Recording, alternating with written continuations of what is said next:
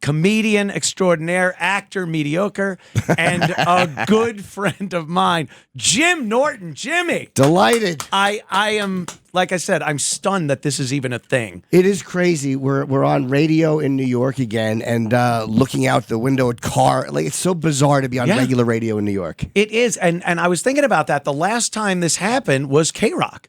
I think that was the last time we were on broadcast radio together.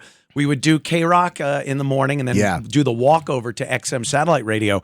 And that was many, many years ago. I remember that you had to put the shopping cart had to be pushed and all the equipment. It was such a nightmare. Oh, it had like some kind of archaic satellite system in it. And, yes, Steve would, push it. And you would buy inappropriate magazines from the magazine stands. That's right. And something inches. Yeah. Yeah, it was really fun, but it was inconvenient. It kind of, broke the show up a little bit. Some days were great. Yes. Some were like, oh my God, get us over to the studio. But Rich Voss used to stop at some of the restaurants along the way and do impromptu, spontaneous stand-up for people that, it was early in the morning. They're just trying to get their bagel and coffee. And they was like, sir, what are you eating there, sir? And the last thing they wanted was just to be teased by an abrasive man. Yes. He's just so abrasive. Even when people like him, they don't really like him because he's just abrasive. No. So if you're minding your business, having your coffee in the morning, that's the last thing you want. My voice is a little scratchy. You can tell I'm a little cold. Oh, what was hitting the back of a... There he goes. Oh, it's boy. Not what you think. Just... dab it in a little NyQuil and shove it back there and see how you do. Yeah. Also, I'm a little clogged. Oh, I bet. Also, E-Rock is sitting in just to watch, but I have to acknowledge that he's here. E-Rock's been such a part of our satellite radio thing over the course of the years, and then he was working with me over at Compound Media for almost a decade. So, E-Rock, how are you, sir? I'm good. I'm here because I didn't think you'd have enough to make fun of for 3 hours, so I figured I might as well come in. And, as fodder. Yes. Fodder. I'm trying to put up a little... Fodder for a feeder. Fodder every day. It's so mean, I know. Hold on a second. I'm trying to put up a little post. Oh, you're posting on social media? I really am an old man at this point. I got my glasses on. I'm hitting the wrong buttons. I'm panicking. It's so hard to keep up with it, and you don't want to. If you make one mistake, you could be brilliant at posting in the internet. If you make one mistake in front of people, it's like, okay, boomer. Yeah. All right, boomer. It happened. I was doing a sales meeting here from my house, and it works every single time. And then I'm there on camera going, wait, they can't hear me, and it's just me pushing and trying to sign language the sponsor and the sales staff, and I'm like, wait, no, 1 minute, I got it. I'm like, I'm just I look like a buffoon. Plus the plus 24 font size on the phone doesn't help either. Yeah, well, that's, but I got my crazy big glasses. These are my Sheriff Chief Brody glasses from Jaws. God, they are Chief Brody glasses. That's awesome. It's hope you have a quint ending. Jimmy. I know, it's so good. It really is. It's been so long. Yeah. And like I said, I wasn't looking for a gig. Sure. And they in their infinite wisdom here, they decided to hire me because you were over at Sirius XM Satellite Radio with the Opie and Anthony show. Yep. And back in 2014, I guess it was, I got the boot. It was July 4th weekend. Yes. We were off. I remember where I was when my ex, Jen, called me and told me that something happened. What was her birth name? Well, it's funny. Because that is who I was on. That is who I was on a date with. not Jen, but let's just say another young lady. Oh, okay. Yes. Wow. It goes back that far? God almighty. Wait, not with Nikki. It was another girl. But yeah, this is before I met Nikki. Okay. So, yeah, it was, back then I remember because I had just also bought a brand new Jaguar because the money's just rolling in. Nothing can stop us. And I'm like, oh, God, what am I going to do? It was like I talk about not having regrets, and it's easier when once you go through, especially years, to look back and go, well, I'm happy where I am now and what's going on. But at that moment, and you were through one of those also at NEW when we got fired for the Sex for Sam St. Pat's Cathedral debacle. And there's nothing worse than right when it happens. And our agent calls and goes, they're terminating you. You're like, oh my God, what am I going to do? Did I screw this up? Am I going to be back on a ladder in a rooftop putting in air conditioning and heating? It was frightening. Yes. And then you do realize, and it's kind of comforting that in a few years, it takes that long sometimes, you realize like, oh, I wouldn't be where I am now if it wasn't for that. And I always look at it like I'd have been fired 15 more times after that. Yeah. So it doesn't really matter. But it was that was some stressful times. It is losing a gig. I remember when it happened at NEW. It's terrifying. Yeah. Because you're like, I'm never going to make the money again. I'm never going to make this money. I have no future. There's nothing going to happen. Well, and you were right. I was just going to say I knew I was too long of a setup. I was just about to say, and I was right, but I handed it to you. Thank you. I handed it to you, and then I tied my shoes, and you put it where you should. But it's it's so bizarre when you lose a gig. Like you're like nothing is ever gonna come around again. And even now, I'm not with Sirius. I'm not. It wasn't a firing. It was just. It was kind of the way they did it. But when you get that call, like we're not gonna renew. I was like, all right. And it's funny, you miss knowing that the money's there. Yes. But it's nothing in my life has changed. Like nothing. Yeah. I've seen no change whatsoever. But I don't know. Financial stability is a huge thing. Yeah. And having a steady check come in, you almost take it for granted after a while. And you don't realize that, well, I might not need that. And it gives you a little bit of power over your future. You can go on and do what you want to do. I wanted to go away every single weekend and work, and I wanted my wife to hook at a bus station. So we're both kind of doing what we need to do to pay the bills. That's what she was meant to do. Hook at a bus station. That's terrible. But like E-Rock has been the rat of XM satellite radio, Sirius XM. He tells me everything going on. And it's great because they just are making terrible decisions as far as talent goes and the whole thing of getting a celebrity with a name, just stick with you. Absolutely. A nothing that will help you not at all. I'm trying to say it without cursing. It is a little tough. It right? certainly is challenging. What else starts with C?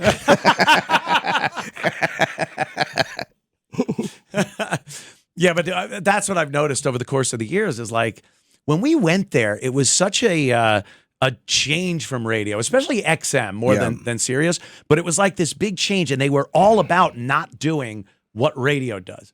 And now XM was. Yeah, XM was, not Sirius Not XM. Sirius, yeah. And it's so weird that technology went from having to put a satellite up orbiting the goddamn planet. Yeah. And now you just pick your phone up and I could listen to Spotify and make my own playlist and things like that. But the only real commodity left is personality driven. They can't just make that out of thin air and put it on. So they try. Yeah. They try. Yeah. Well, they hire these celebrities, big names. Sure. And they give them hundreds of millions of dollars and they don't bring anybody in. Because they're not really that interesting. Like most of them are very guarded. Like they haven't had to make a living talking about their personal life on slow news days. Right. Like the most garbage comes out like when nothing's going on in August and then all of a sudden like, oh, I like women who have penises. It just kind of spills out. It spills out. It spills out when there's a slow news day. On your back. Never changes. Never. Nothing changes. Never changes. But that's when the stuff comes out, and celebrities are not used to that. They're not used to these slow news days where they have to like fill it with their own personal They're life. very guarded. Yeah. And there were those days. I mean, the one refreshing thing about it is you really don't have any secrets that anyone could use against you. Not like, they're trying. But those slow news days when you're looking going, I'm going to have to delve back to my teens on this one. Yeah. And boy, that's going to be ugly. Oh my God! There's like the New York Post. Like the headline was "Sunshine today," and I'm like, oh well, we're going under the porch, aren't we? It's going to be a long day. Yeah, you start talking about yourself. And I think celebrities that get these big paying gigs in broadcasting these days, they don't have that in them. They could get their buddies and they'll get a little traction. What's the name of that show with all those guys? There's like 4 of them, celebrities, the guys. Sopranos. No. Was it a podcast? No, yeah, it was a podcast. Is it with Will Arnett? Yes, Will Arnett. Yeah, that's those Smartless. guys. Yeah. Smartless. And who else? Jason Bateman? Jason Bateman. Those guys are huge. The yeah. guy from Will and Grace. I mean, Sean- they're funny. They've been something. through a lot of stuff. They got Hollywood stories, but I don't think they're broadcasters. I don't think they have the ability to just talk about stuff that is kind of embarrassing. Sure. And, the ability to convey an entertaining story as a relatable person. I don't know. Yeah, they're probably just telling story. Like most times when they interview those people, and not Will Arnett because he's funny, but like when they interview like an actor, and they say, "How was the movie shoot?" They're like, "Oh, it was so much fun on the set." They give you nothing, and you're like, "That's not interesting." It's those satellite tour answers. Yeah, where they're they sitting there stink. talking to Access Hollywood or something. Oh, and It's it quick was little the clips. same story they've told 50 times to 50 different people. So, yeah, I would feel stupid doing that, like saying the same thing over and over on one day. You're sitting in a studio doing that. But that's like their gig. That's It certainly is. And podcasting, too. I don't even think of that as broadcasting per se. It just seems like it's a whole different animal. It is, and the one I started one right after because I was allowed to because there was no radio. Yeah. You got a no compete? Yes, I do. Oh, Christ. No, I'm kidding. I'm saying that they did during the thing. They wouldn't let me do my podcast. So like once it's over, you can do what you want. They tried pulling that on me. Really? Yeah, I told them to go F themselves, and then they fired me. Oh. Yeah, I was doing the compound thing from the basement, and they had a problem with it. And then I went in and it's nothing like the radio show. Right. This is, again, bring up 1945. It was just fun. It was a Sure. fun thing, the hobby that I was doing in the basement. But Do you remember yeah. we were trying to figure out like on snow days and stuff, he could do the show from there so he Yeah. doesn't have to come in, and that was like how they couldn't even fathom that. Yeah. Now Yeah. they don't even want you in their studios. No, they don't anymore. want Do it from anyone home. there anymore because then they could go, well, you're not even using our studio, so we could pay you less. And that's what they do. I take calls on my thing now. Like it's an advice show, but I honestly like the live interaction with people. Like I like listeners, even though sometimes they suck and they're idiots. But I do like when they take you into a weird direction that you never would have thought to go in because it's just they're talking about something in their life that wouldn't have been on my mind. That's what this is kind of a new thing or an old thing that's new again is phone calls. Yeah. Because when you have a subscriber based show like I had for many years and still do, you're not going to get calls from people. They pay to listen to you. Sure. You're not getting the errant call or the person that doesn't like you. Yeah. How long at NEW did we have to take calls in here? Play the music. Yeah. You suck. Get the lead out. You guys are going to be gone in a month. All that stuff that we heard over the course of the years. And I kind of like that.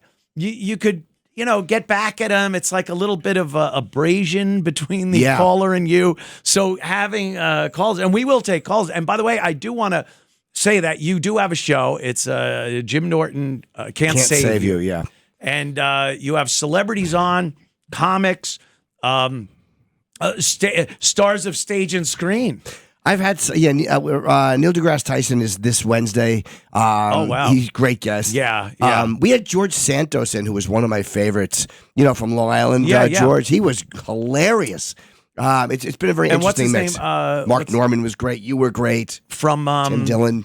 Yeah, from what the hell was that? That Broadway show that he did, and then it was a movie with De Niro. Oh, Chaz Palminteri. Yeah, Charles Palminteri. We'll talk about more of your show, and we'll take calls, and we'll see if people want to call up with their issues, and we'll do a Sure. little. Hold on, I have a long story I want to start. We'll be right back. Anthony Cumia Show. I had a great time with you, and it's a little strange in that you do actually give people sound, or at least as sound as you can. The be. best I can do. We all know my limits. Yeah, but most people would think like every single call is going to be a joke, or you got to crap on the guy or something.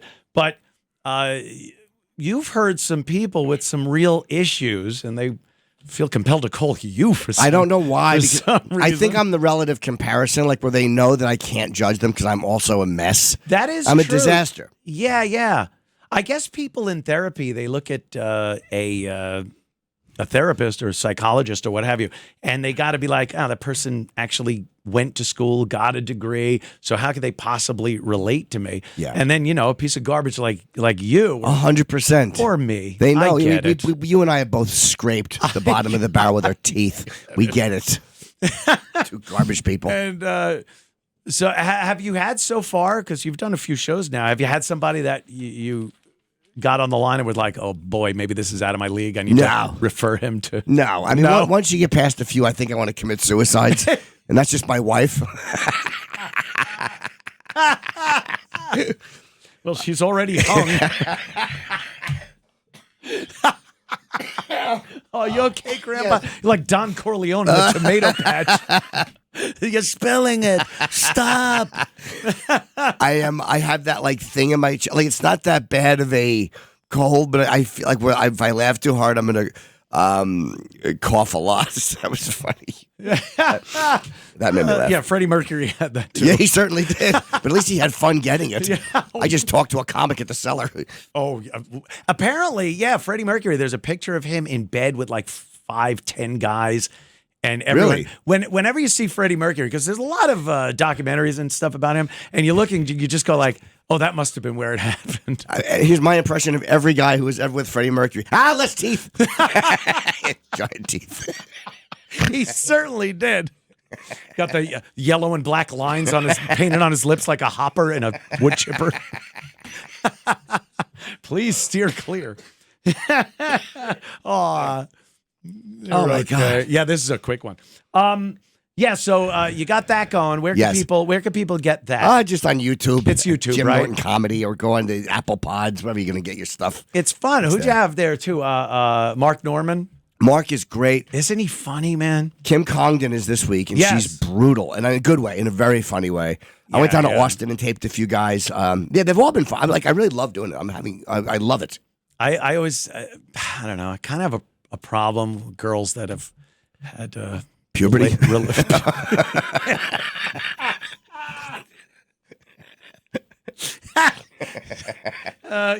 Yeah. I might as well just say that. Sorry for quick coughing. Break right here. No problem, my Jimmy. And we'll be right back after these words. I came here Thursday afternoon, and the first thing I was greeted with was a news story about the wonderful subway system and what goes on in it. Do you got that clip? Can we play the news clip about the guy on the subway? If you have it available. Cool. No? Yeah. Maybe. Huh? Flip. Say this man There it is. performed sex acts on another man who died on an R train. NYPD officers responded to reports of a body on that train at the Whitehall subway station just after midnight. That was yesterday. When officers looked at video from subway cameras, our police sources say they found the man in the yellow hoodie there sexually abusing the corpse, stopping only when passengers entered or exited the train. Police say that man had been dead for several hours before that vile attack. Honestly, I back the guy who did it. That, to me, he had the courtesy to stop when people got on and off the train. He wasn't bothering anyone alive. Isn't that I find that the most horrifying part of the story is that if it was a nut, that it's a plain nut, he'd have been having sex with a corpse, and then people come in, who cares? I'm crazy enough to have sex with a corpse. I'm not going to care who watches. Right. But he cared. He knew it wasn't right. He was responsible. He wanted privacy. That's great. He wanted privacy. He knew he was being a bad boy. But I'm like, naughty He was boy. being very fresh. How the hell does New York get to that point? And I mean, we've all been through, we harken back to the old days of the 80s and 90s in New York City. The subways, it was just pandemonium. And I don't ever remember hearing a story like that. It was muggings. It was, Bernie Getz, the subway gunman, had to pull out a gun, and a crime, the mafia, they were making hits all over the place. I can't recall a man having sex with a corpse on the MTA. Well, let me ask you. There's a lot to the story I want to know. Did he die before they started, or had they started and then he had a heart attack and the guy's like, your obligation is until the end, we're going to do this until I'm done. And these people keep getting on and off. And this is my last time with you. I do like how you're trying to justify it. 100%. Like, I maybe. Think, yeah, why not? Once you die, let people do what they want to your corpse. If cares? If he was dead for a couple of hours already, I can't imagine the guy going at it for a couple of hours like that. So I would assume he walked in, a guy was dead because he robbed him too. That came out later in the story. Oh. He robbed the guy, and by the way, other people had robbed him previously.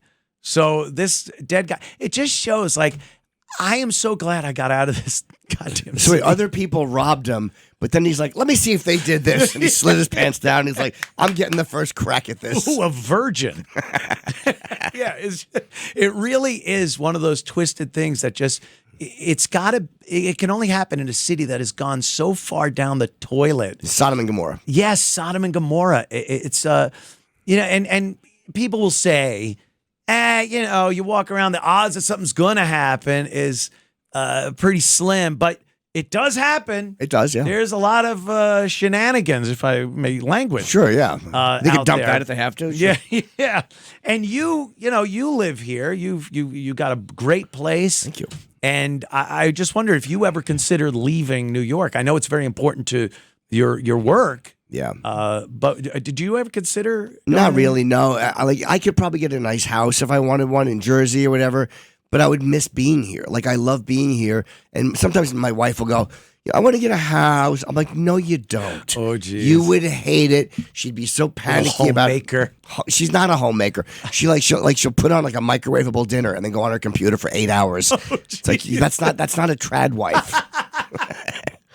Is that like, because I watch your show and I see clips that are posted on Instagram about you and Nikki, and it seems like there's a lot of like shopping that goes on. Yes. You get a lot of Amazon boxes. It's insane. If I walk home and there's no boxes, I'm like, "Oh, my wife must have died. Like, she's probably dead upstairs. Maybe I'll drop her off on the subway." Well, you also expect no box. Right.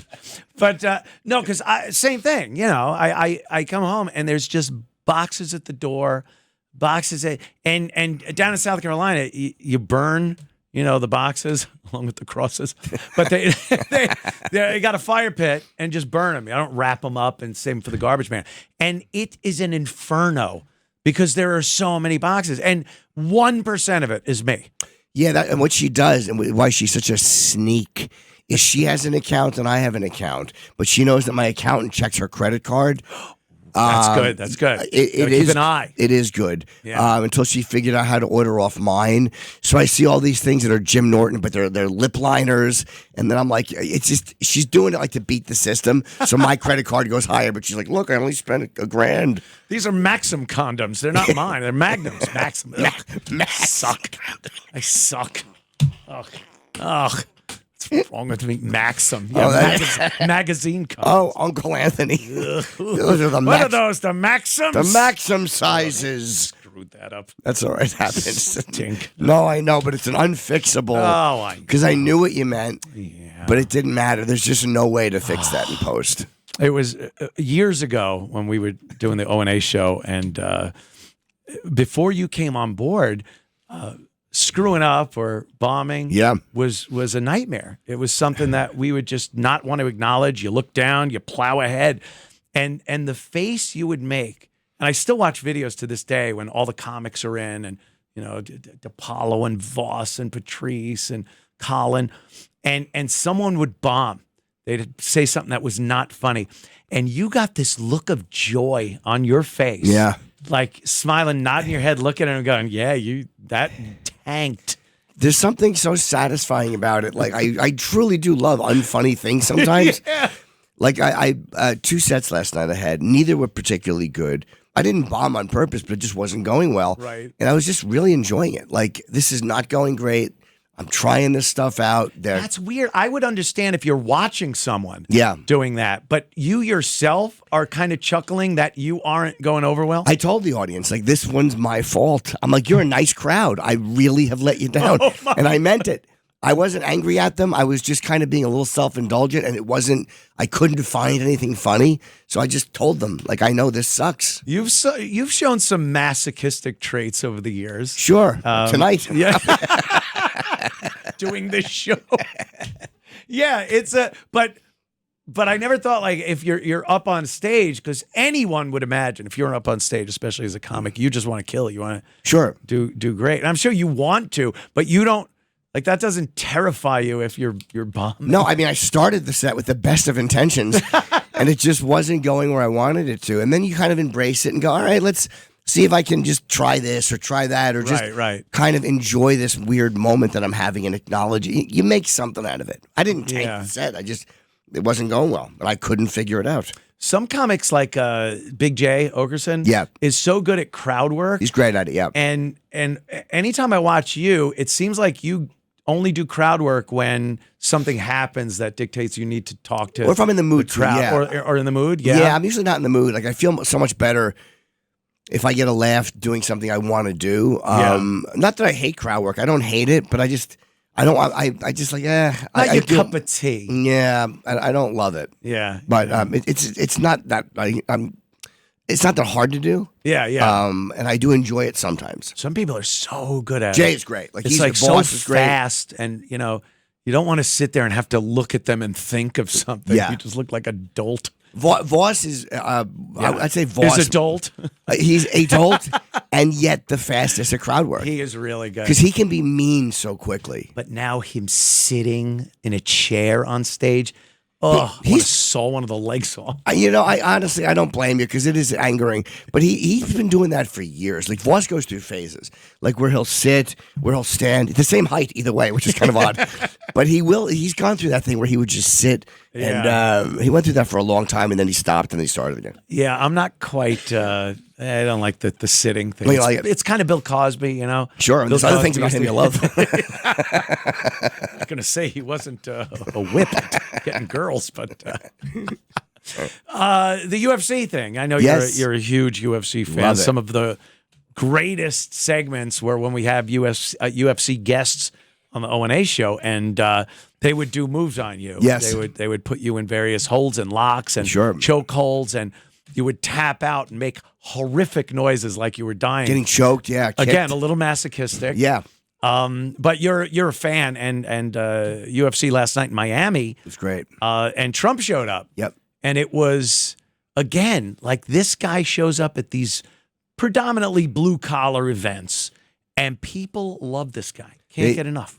He makes, and they played music for his, I think it was American Badass by Kid Rock. Yeah. And I think Rogan or one of those guys pointed out he's the only guy who's not a fighter who walks in with an entrance and music. Entrance music and a posse. Very funny. And he goes up, he gave Rogan a big hug, and, and they have a little chit chat. Rogan's so funny because he calls, he goes, "Yes, sir. Thank you, sir." Yeah. And it's like, oh God, this was, before he was president in the first place, back before 2016. You would just be like, "Hey, there's Trump." And then all of a sudden it's Sir, Mr. President. Me and Louis took me to a fight years ago. It was a Gennady Golovkin fight at Madison Square Garden. And we sat, it was like 2015. It was like when it was rumors that he was going to run. Right. And Trump was right in front of us. And we sat like a row behind Trump and a few seats over. And so I was like, "Oh, it's Trump." And I was just yelling to him as Chip. Oh, no. I wasn't yelling at him. I'm like, "Mr. Trump." I was just screaming. I got a picture of Chip. The Apprentice, put me on the show. That was it. Yeah. Dude, one time I was walking out. He was in my building because Don Jr. lived above me for 10 years. Don Trump Jr.? Don Trump Jr., Thank you. DJ TJR. And I walked in the lobby, and Trump was in there with Don. They were talking to somebody, and I was going to stop and say hello. But it was this is way before he ran. But I was like late for a spot, and I was like, I just saw Trump, and I left. I didn't stick around and say hello. I'm like, I had no idea I was going to be the president of the United States. No one did, because he used to call us a couple of times, or we would call him, or what have you. And it was Trump, and he was hilariously funny. He was plugging The Apprentice, and then I think one time it was alluded to that Trump had called our show instead of us calling him. And he's like, he got mad. He got really mad. Like, no, I didn't call. You called me. Make sure people know that. You guys are slobs. He called us slobs. Yes. So he's definitely perceptive. Yeah. He's not wrong. And later when he called Rosie O'Donnell a slob, Yeah. I was like, okay, he knows the definition. He certainly does. At the very least. But yeah, he came in and just a hero's welcome. And then you get Bernie Sanders was at Coachella, which is ridiculous. Yeah. This guy, he's ancient in anywhere he goes. He's the oldest guy in the room. Yeah. And like trying to get young voters. Trump has made the traditional political thing, shaking hands and kissing babies. It's ridiculous now. It looks phony because it is phony. It looks stupid. It looks stupid. And they don't have another play in their book. It's all they have. So they keep doing it. And we just look and go, really? Bernie is going to Coachella? And I watched a moment of his speech, and he was standing up there. And look, he's like, I'm going to keep it brief. And he goes, the future of this country is your generation. And they cheer. And it's like all of that, like the exclamation point cheer or the almost like the applause button lights up. Yeah. It's sickening. They Doesn't have work. moments that they know. It's like, this is where the applause goes in. I'm going to say stuff. And then they contradict stuff they said. Maybe back in, the olden days, you'd have to go to a library and go to the periodicals and, he said that. That's the opposite of what he just said today. Now you could just pop it up on your phone and see them completely contradict themselves in HD video. Well, years ago, the two things you didn't have working hand in hand, autism and Twitter. And somebody will find all those clips and put them right up. True, man. Oh, man. It's been like, oof. Not a good thing for humanity. Or for like politicians, because they'll catch all these guys saying these things and put thing. Remember when he said this, and then they show all of them saying that, and that didn't exist years ago. Years ago, I'm going to the microfiche, and I'll find what he said 20 years ago. Now it's all out there. But I want you to listen to Bernie here at Coachella, man, and it just sounds so phony and typical politician, and he's talking to a group of people that they don't care. They don't care. Just want their molly to kick in. That's why you had to say, I'll keep it brief. Yeah, I'll keep it brief. Let's listen. This country faces some very difficult challenges. Does it? And the future of what happens to America is dependent upon your generation. It's 1969. Now you can turn away and you can ignore what goes on, but if you do that, you do it at your own peril. We need you to stand up to fight for justice. Oh, shut up. First of all, you can't turn away and ignore Fight it. for economic justice. All kinds of different justice. Social justice. And racial justice. Now we got a president of the United States who... Do they not like Trump at Coachella? I agree. Go figure that I'm shocked. He thinks that climate change is a hoax. It is. He is dangerously wrong. And you and I are going to have to stand up to the fossil fuel industry and tell them to stop destroying this planet.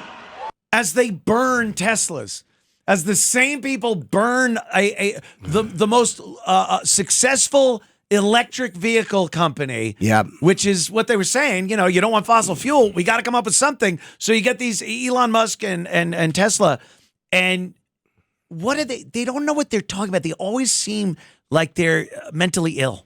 And they're carving swastikas on which, a lot of us had to pay to have done.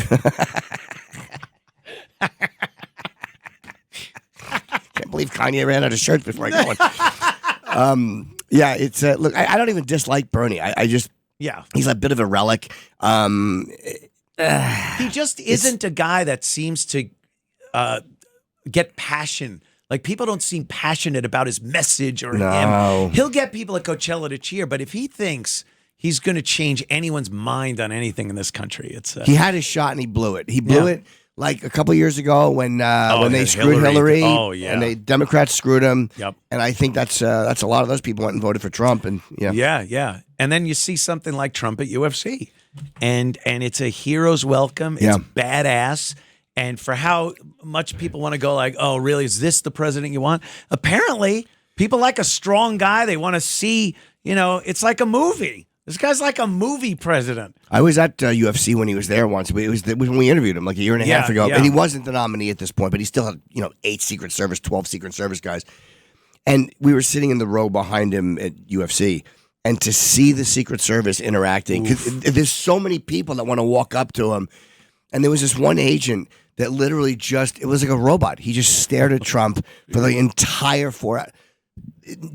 Didn't take his eyes off him. These guys are really good. You don't want to be the one that loses the president. No, and they really are. Their presence is felt. I mean, they close it after we talk to him, and he leaves the room.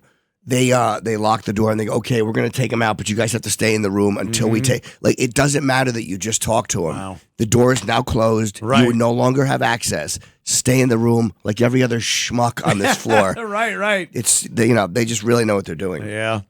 We'll take a quick break and we'll come back with my good friend, Jim Norton. There's a big difference between podcasting and radio.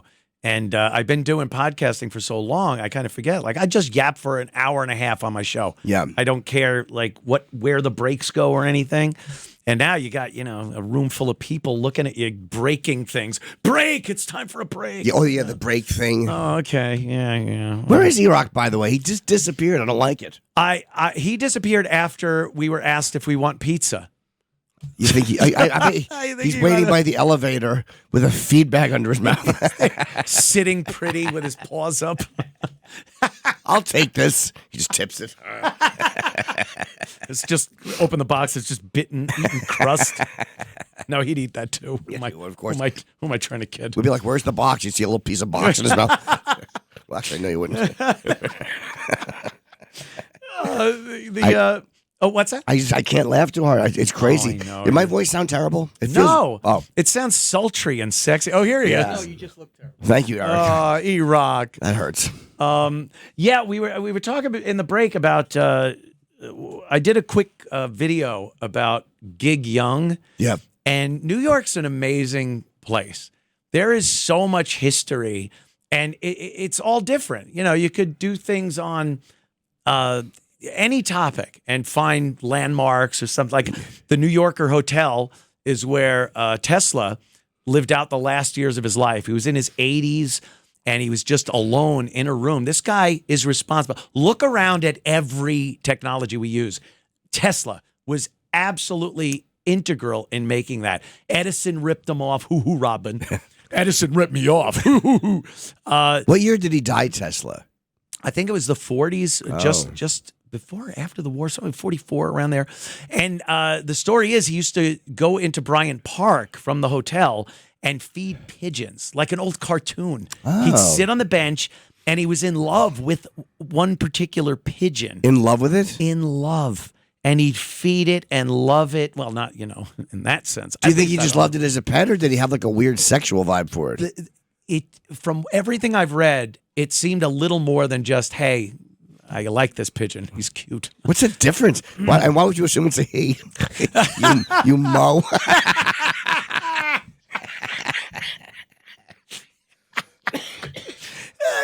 I don't know. Yeah, why would I? Yeah. I assume all pigeons are.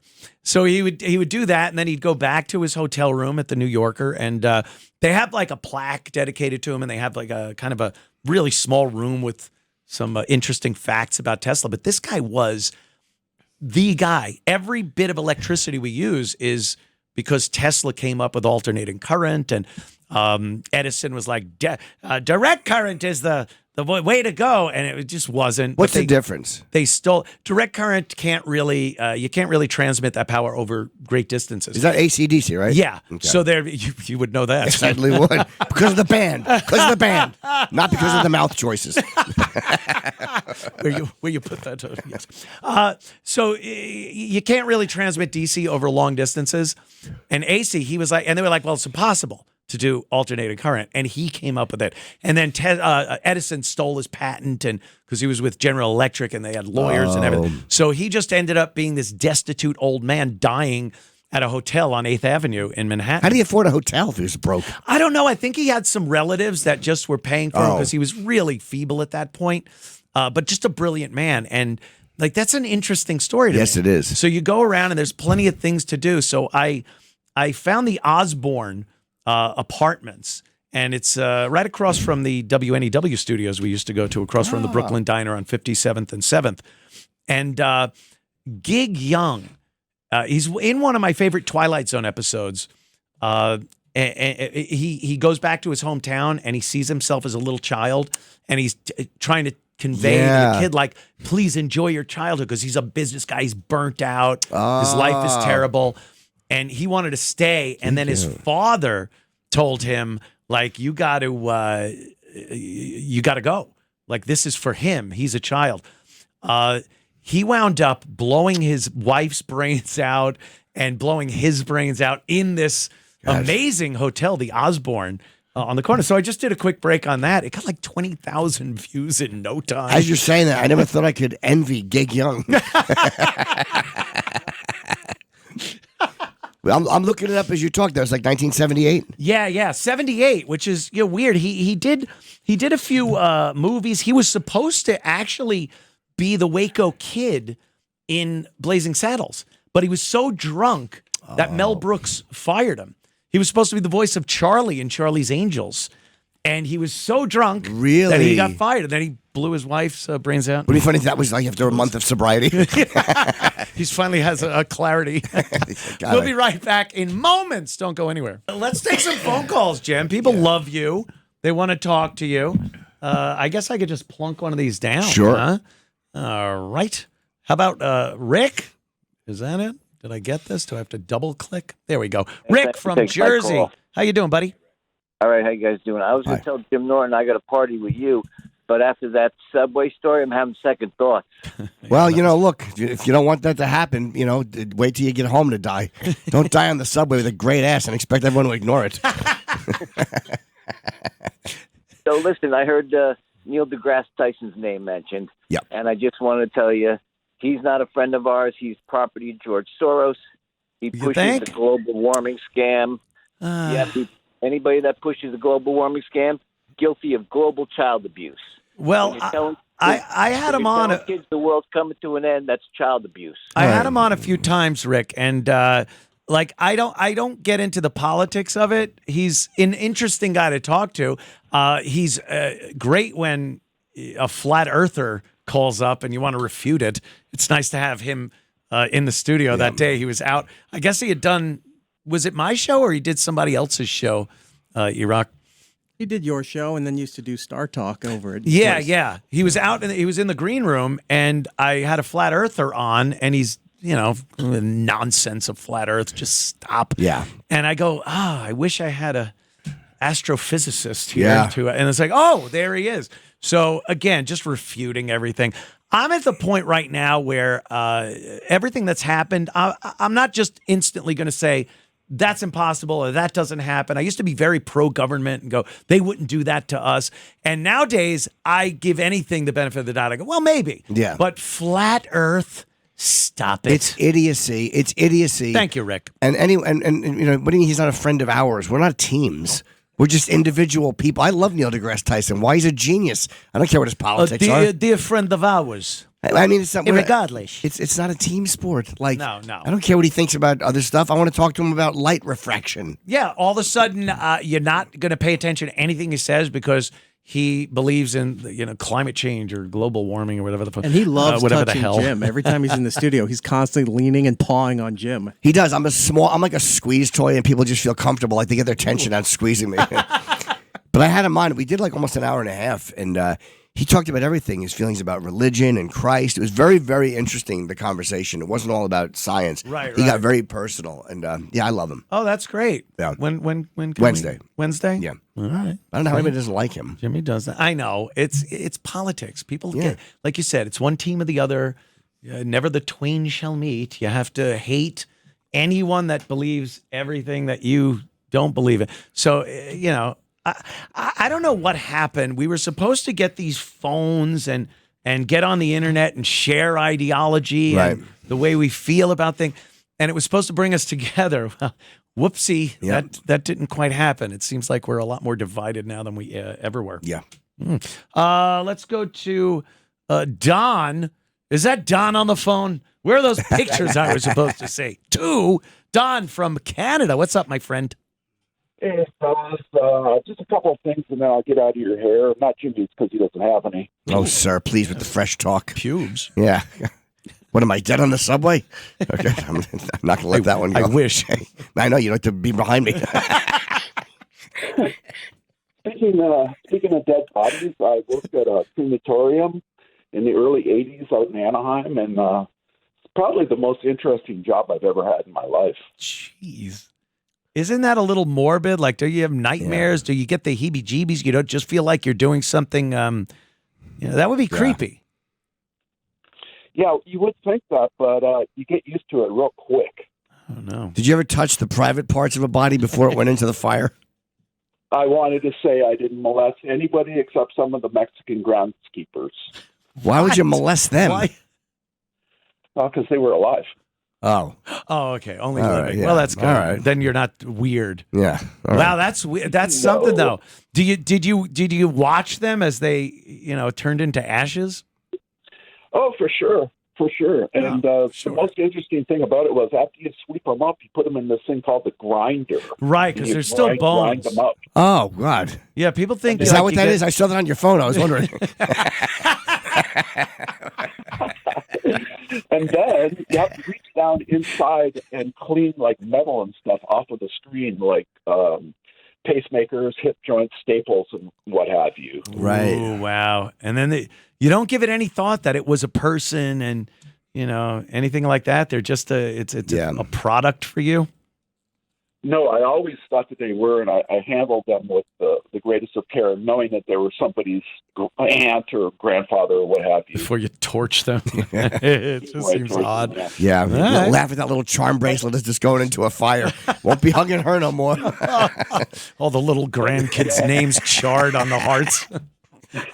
And you figure all the times that thing jingled as the hand went up and down, up and down. The interesting thing about the grinder was I'd pull out these little hunks of yellow metal that was really heavy, and they would tell me, just put that in the soap dish. And at the end of the day, the soap dish would just be full of this stuff, and then in the morning, it'd all be gone. What was it? You know what? I'm going to leave that to your imagination. Here's the last thing. Anthony, I want to thank you for introducing me to the great Chris Baldessano. I love that guy's his name comes up. karaoke. Yes, he does a karaoke. I love his karaoke on YouTube, Subdivisions. Yeah. Well, thank you, Don. I like Chris too, but it's not the Chris show. Thank you, Don. Yes. Take it easy, man. Very hurtful. Very hurtful. Mention Chris during Anthony's show. Very hurtful indeed. It's the Anthony Cumia show, for God's sake. I think I almost cursed before. Did you punch out? You dumped out of me? Did you almost curse? It was 2 letters of the F word. I didn't even get to the real crux of it. Oh, I didn't even catch that. Yeah, that's like a first. That's a first. I'm gonna refute it. I'm gonna have him review the replay and see if I should have been called out on that. Oh, one. okay. You think sometimes they might panic? Yeah. I want to get back a little bit to the Hollywood celebrities and some of these deaths. Of course. Jim Norton's here, Hollywood. So you've been in a couple of That's right. More celebrity talk. Spider-Man. Yep. I think nowadays we look at Hollywood and the glitter and Tinseltown is definitely tarnished. Yes. It's not what it used to be. People don't have this adoration for celebrities anymore. No, they hate them. They hate them. Yeah. And I remember years ago watching The Tonight Show with Johnny Carson, these celebrities would come on and they never talked politics. It was, I'm opening in Vegas. I was hanging out with Jimmy. I was hanging out with this guy. And it was all fun. Yeah. And they never got serious. And then for some reason, they started opening their yaps about politics and what we should be doing from, their gated house in Beverly Hills or wherever, Bel Air. And people started hating them. And then there's the other part with the supposed adrenochrome and the child abuse and all that stuff. And then I was looking back and thinking, what's adrenochrome? Like child blood or something? Yeah, it's like supposed to be some kind of serum they come up with. And if you have to frighten the kid's got to go through like a living hell, and the adrenaline pumps into their Your system. rug must be covered in it.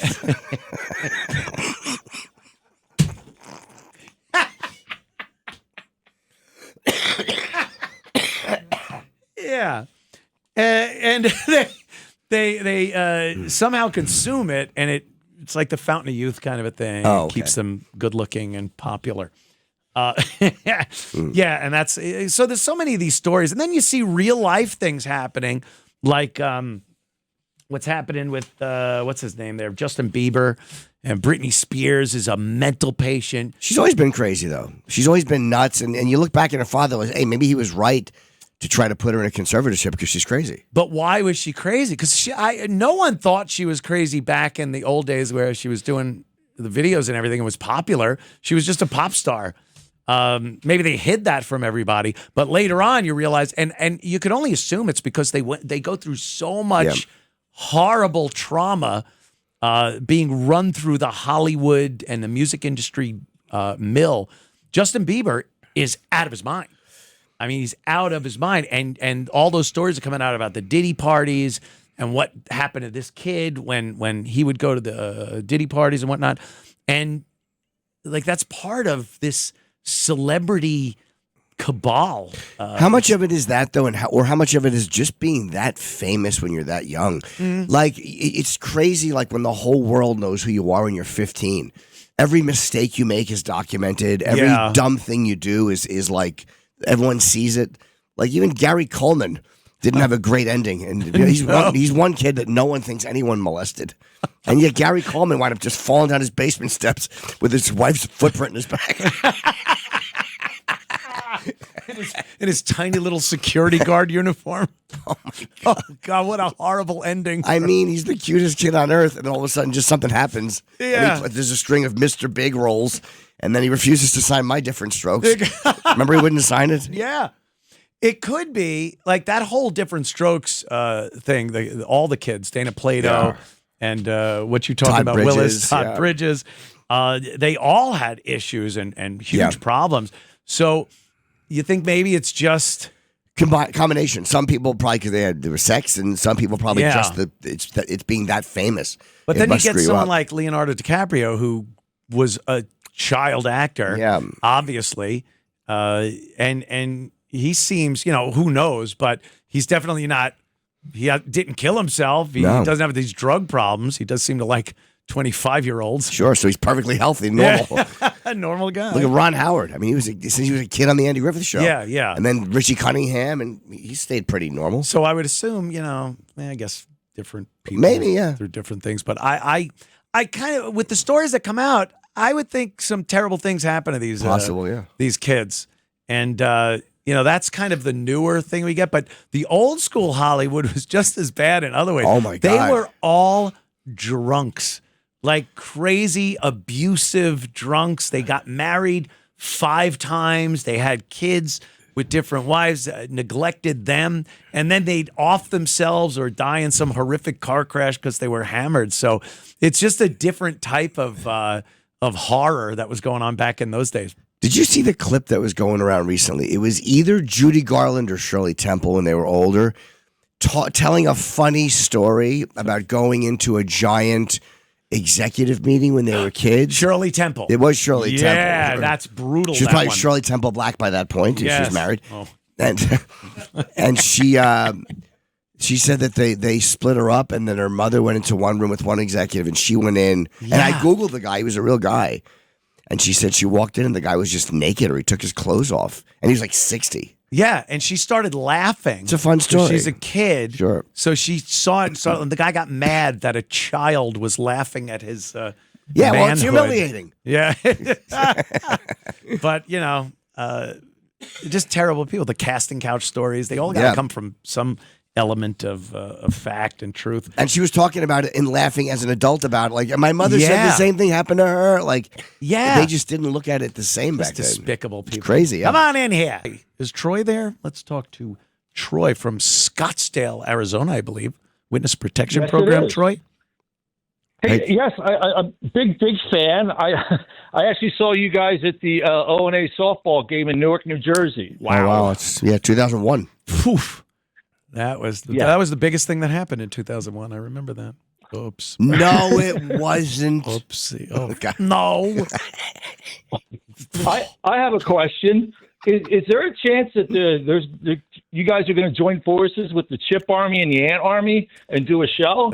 Oh my God, I forgot Ant-Man. Ant-Man, yeah. Ant-Man, yeah, I forgot about Ant-Man. Gavin bestowed that upon me, and I hate him. I love it. Ant-Man. Ant-Man, yeah. This is the studio's called the Ant Hill. Oh, that's awesome. And it's like, pour some sugar on the Ant-Man. And I come into the break playing Pour Some Sugar on Me by... That's how you get money, too. The Ant-Man needs some sugar. Yeah, and then they send little donations. Antenna hats and sunglasses that look like compound eyes. Yeah, I'm working it all out. The Ant-Man. If I am ever known as the Ant-Man, please blow my head off. Or even if you're not. Of course. You never know, Troy. I mean, obviously, me and Jimmy have worked together whenever we can over the course of the years. And I've loved doing Chip. That was, so much fun. The live shows, I forgot, we went out and did those live gigs in various cities, and it was so much fun. And Chip would write a bunch of dialogue for everyone before. And it was usually that's right. It was usually not quite as humorous as Chip had thought it would be. We had to read from Chip's script. And it was terrible. I forgot about it. They were unfortunately bad scripts. Yeah. Anything else, Troy? My favorite episode was the one where you were drinking wine. That could be any episode. Yeah, who was drinking wine? Anthony? Of course. Anthony was drinking wine. No, and he started singing Stumbling In. And then, I guess he had been drinking earlier, maybe? That would make I don't know, sense. but you start slurring all the lyrics. It's hilarious. Oh, okay. I don't know what episode. Yeah. But anyway. Yeah, I kind of pulled the throttle back on that a little bit. Yeah. We all have to Sure. mature. But thank you, Troy. Thanks you so a lot. much. Have fun out there in AZ, okay? Arizona. Bye-bye. Like some schnook eating egg noodles and tomato sauce. Is that where he was, Arizona? I think it was they all go out there. A new development. Yeah, Sammy the Bull went out there. I think, they sent, what's his name? The guy that ratted on... Sammy the Bull. Yeah, Sammy the Bull. Yeah. You said that? Sam Gravano. Yeah, I want. He's on Instagram. Yeah. And he's great. He's a great follow. But I really want to get him on my podcast. I would love to have him on, but he just won't follow me back. I don't blame him. His daughter was on one of those mob shows. Remember, we had them as a guest. The mob girls, mob we had wives. the mob girls on, and his daughter was on, and she wasn't saying anything. And I said something to the effect of, why don't you act like your father and start talking? Oh. And it was something to that effect, and she was not happy. She didn't get a kick out of it? She didn't get a kick. It was funny. It's like, your father was... Sure. Talk a little too much. You're always talking. But, he said he had his reasons, so I would love to interview him, of all the people.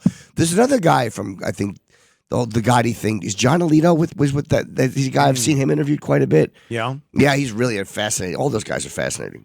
Yeah, I've spoken to a few of them. The Francese guy, he's out and about on doing podcasts and whatnot. And there's a few of them. And you would think that would just get you killed. Years ago, even if you're out of it for 10, 20 years, yeah, you would still be killed if you said things. It's just not the same anymore. No, we don't have the same type of loyalty to this thing of ours. Even, by the way, my favorite thing in The Sopranos now is watching Vito try to have sex with Finn. Phineas, with beautiful kids. My nemesis. And he goes, when he opens the door to the porta potty, thing, he goes, sound like it was a horse in there. Oh God. He played that so wrong, Vito. Oh yeah. But when his head came up with the security guy, sure, that moment, the first time you ever saw it was like, what? What am I seeing? And I watch that now though, and I'm like, why didn't he just say he was doing coke? Like he could have lied and gotten out of it, but then again, they did see him in a gay club too. Not even dancing well, by the way. I don't think that would work. No. Coke. That was awful wet Coke under your nose.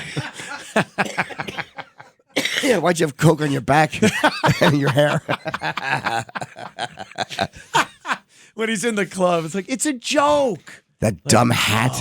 Oh, he's wearing like Cruisin', like Pacino and Cruisin'. Yeah. The most stereotypical gay attire in a gay club. And he's like, yeah, it's a joke. And then the one guy's walking and he goes, say hello to your wife. Yeah.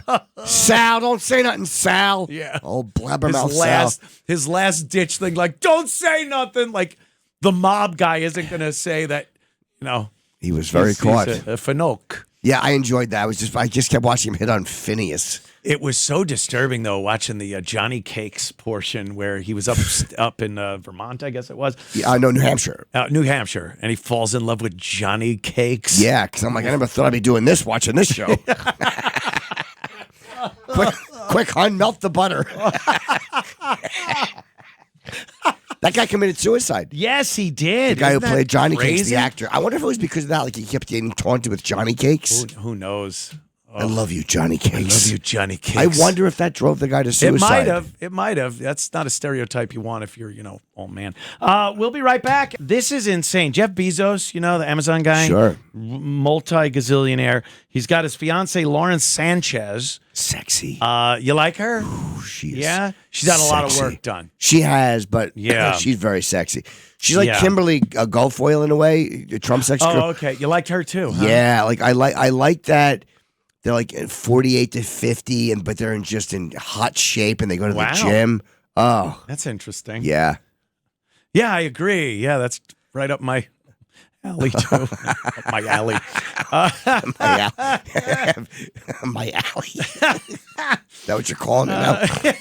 What's your fingers? So he's like in the space business now. You know, he's got the Amazon Blue Comet or Blue Origin? Blue Origin. Blue Origin. It needed the money. Oh. Yeah, Blue Comet was The Sopranos where Bobby got shot. Right, the train. I think I'm gonna do it. Yeah, like, you dope. Your stupid trains.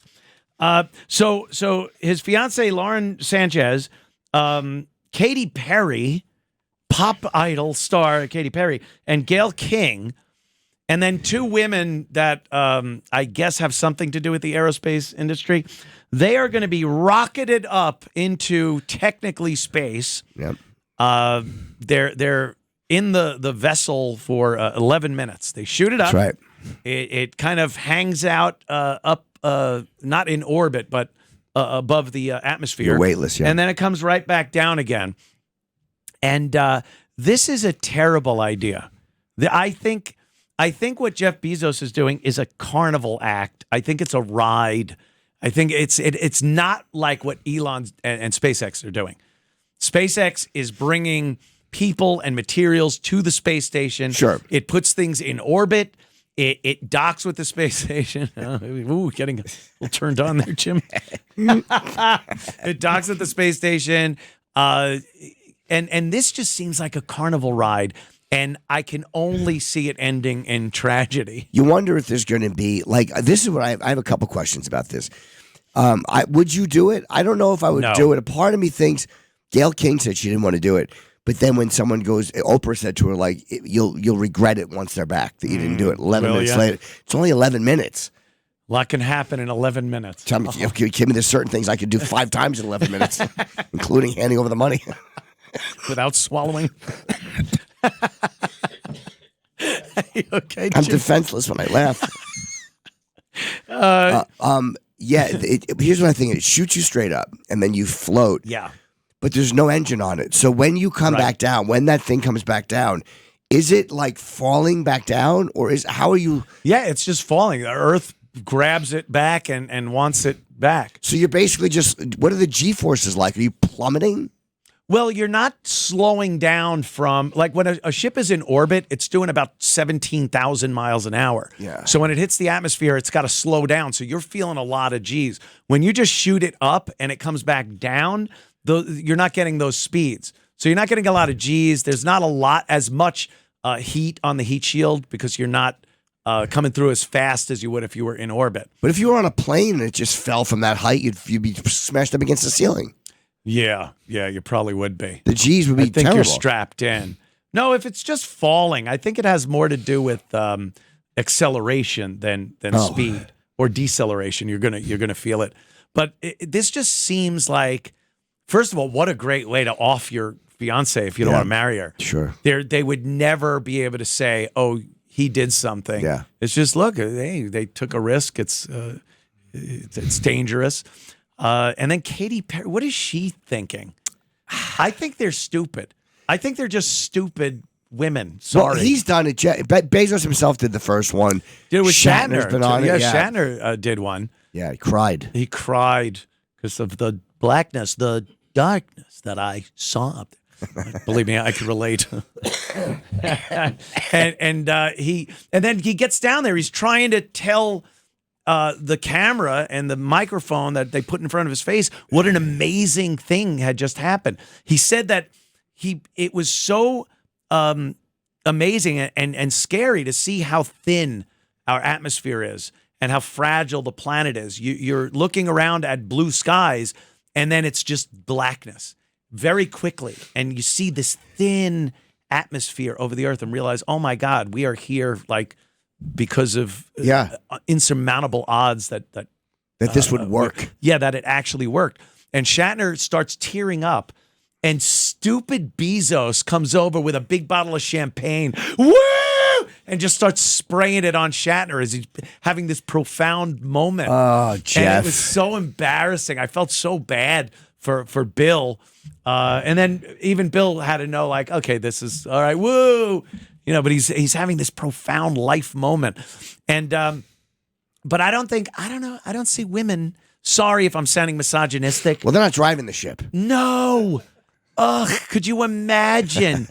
They don't even on SpaceX flights, they're not driving anything. It's very autonomous these days. Like Elon and Tesla and SpaceX is very good with autonomy. It does it by itself. They know how to. The ship itself knows how to dock. I still don't know if I trust that. And I know it's just from being so used to people doing everything. Yeah. But when you watch Apollo 13, right? Yeah. You see what happened when you left it up to autonomy. It's great reference, 1971. That's a topical and timely thought. Well, if something happens, I guess they would have to do something hands-on. Yeah. But these things just fly themselves, and especially the Bezos one. This goes up and down. It's like a bottle rocket. Yeah. And these dopey broads are just sitting in there hoping they don't burn up. Yeah. Oh, look, Henfest 25. And I read a couple of articles about it, and they were more concerned with their uniforms. Like they're fashionable. They talked about the designer that worked on their uniforms. It's like, this is one of the most sexist things I've ever seen. They pile a bunch of broads in there. Yeah. I was going to say the other one. I know what you're going to say, sure. A bunch of broads in there. Oh. And then they launch them, and it's about their clothes. And they go, we're going to be glam up there. We're going to have makeup in space. And I think Katy Perry said, we're putting the ass in astronaut. And it's like, it's so sexist. There's only one S in that word. Yeah. You're putting an as in astronaut, you idiot. See how stupid they are? They can't even spell.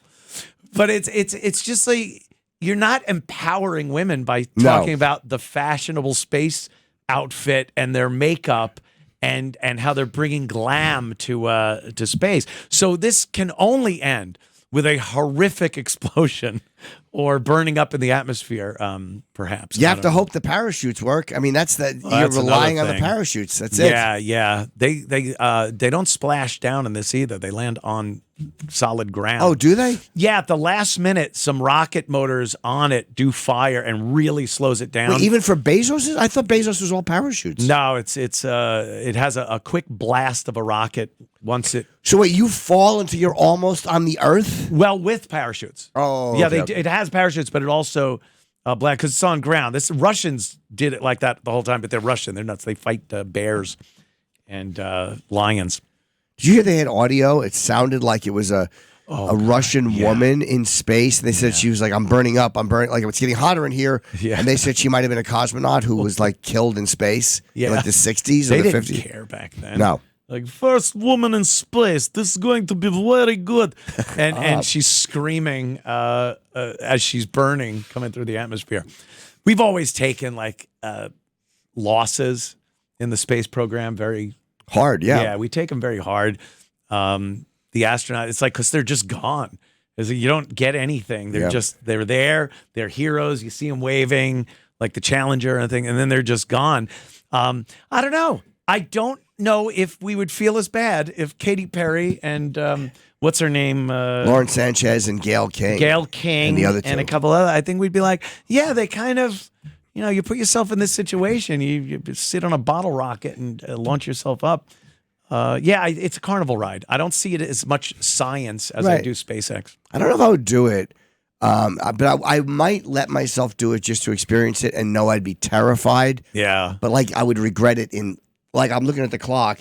Yeah. And by 10:21, I'd regret it. Like it would be down already. It would be safe. It's such a short flight. That's always, it's always the way. If you were ever so scared that you'd walk off a flight like an airplane and I just didn't have a good feeling about that. And then it lands, you'd be like, I'm an idiot. If it crashed, you'd be like, I'm amazing. It wouldn't crash though, yeah. But it wouldn't, right? No, it would land. Right. Yeah. Which, by the way, is another thing I wanted to address. Let me see what. I have no idea. Okay. Keep going. Just keep going.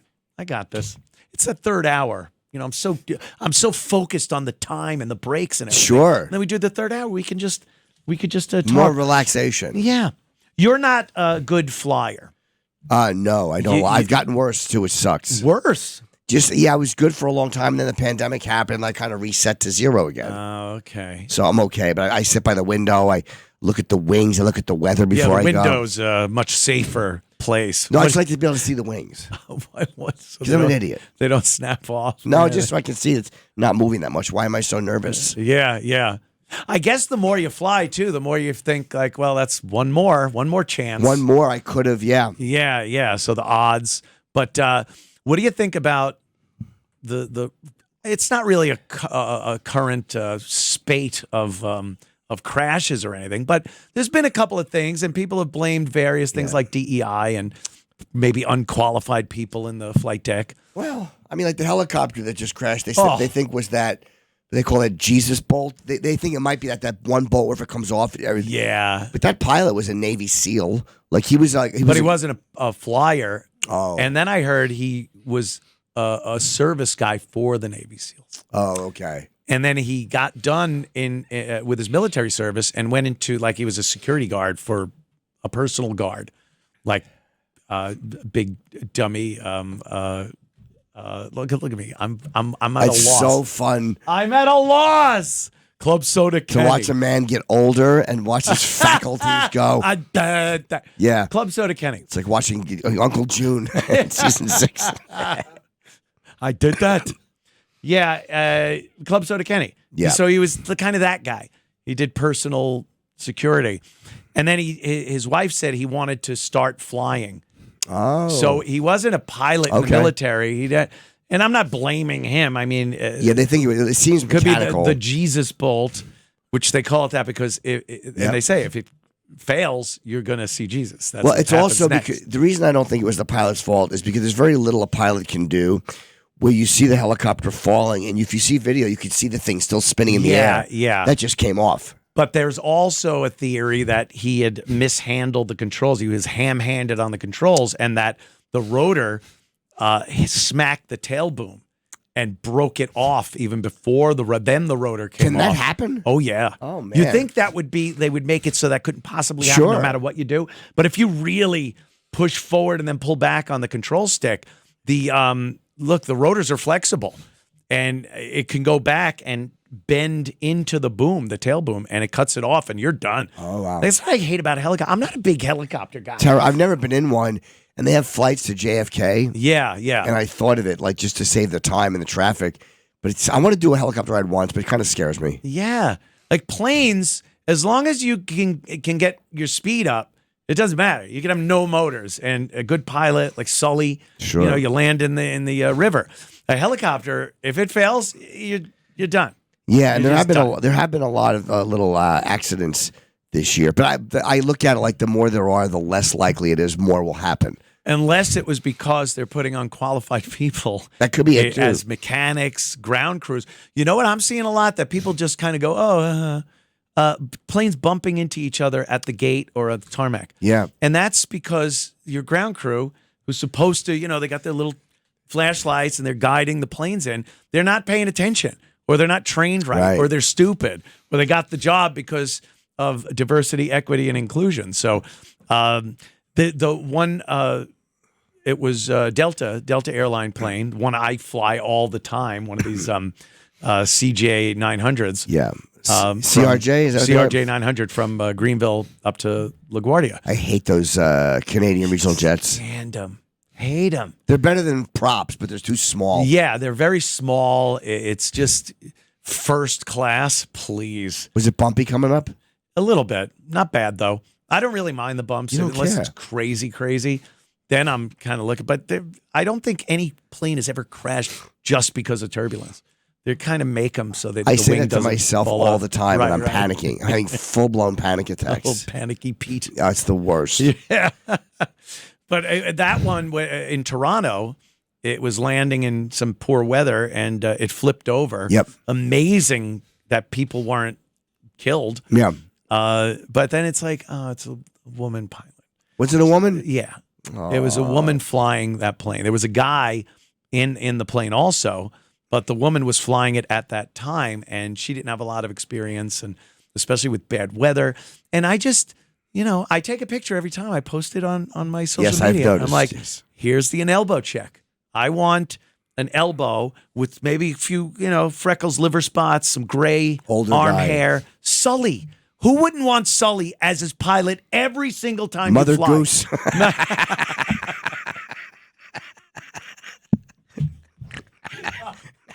He did hack up, he did puree a few geese on that stupid one. animals. Those dopes. Geese suck. You know how small, relatively speaking, to the sky, an intake of an engine is? Do you know how dumb you have to be as a goose to hang out near an airport? It's like you have everywhere else to go. You're not going to be minced. Look, a giant one of us. You dope. But there's a certain confidence you have. Yeah. I want a guy that maybe Gulf War A-10 pilot, something like that. That a normal flight for him is great because he's used to being shot at. So how bad is some turbulence or what have you? Right.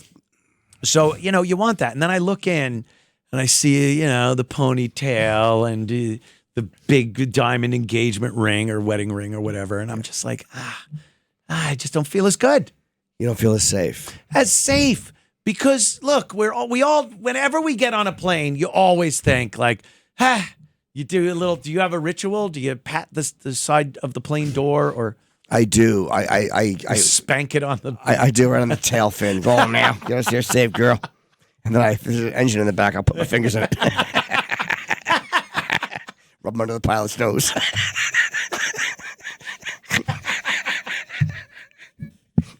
Hey, you've made it every time, so I guess it worked. I sure did. Whatever you need to do. I do this thing where I double like my middle finger knuckle in my right hand. I tap twice on the right outside the door walking in. Yeah. And it's embarrassing if someone's behind me. I just gotta tap real quick. But it's my little ritual. I do a thing where I actually give my fingertip a little kiss, and then I give 2 taps on the side of the door, like you kiss your fingers and tap. Why? And then I tap on the plane because I'm kind of giving the plane like, hey baby, get us through this.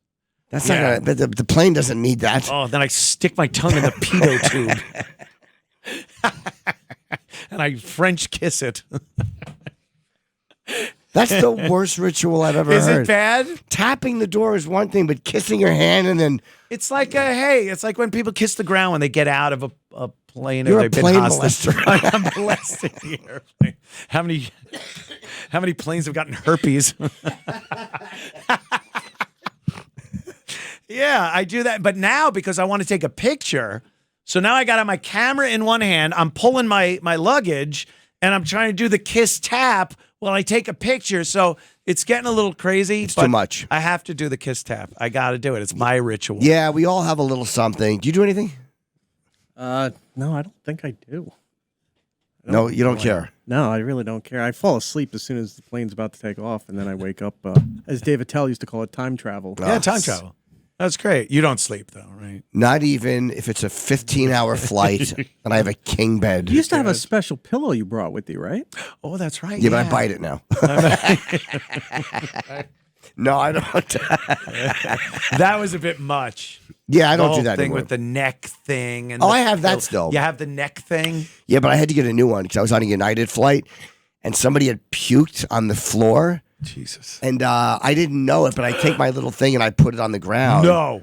And I could smell, my whole seat area smelled like puke. And I looked down and I realized there was puke there. There wasn't any puke there, but they had just cleaned it up. So I had put my stuff down and it all ruined and smelled like vomit. Oh, that's disgusting. Yeah, it was gross. I was very unhappy. Yeah, that happened recently where someone projectile vomited on a woman and her baby, and all on the side of the plane. Like, this guy unleashed, and it was disgusting. She had the baby, and she didn't seem that upset about it. I think when you have kids, you kind of don't get grossed out by puke and things. I guess. But she and what they did was they pulled back to the terminal, and a cleaning crew, they didn't even deplane. A cleaning crew came in and just kind of mopped it up, but she was wet with this guy's vomit and had to fly the whole flight sitting in wet vomit clothes. What was wrong with him? Was he just sick or he had... Yeah, he was walking to the bathroom when they were taxiing, and the stewardess, of course, is like, "Take your seat, sir.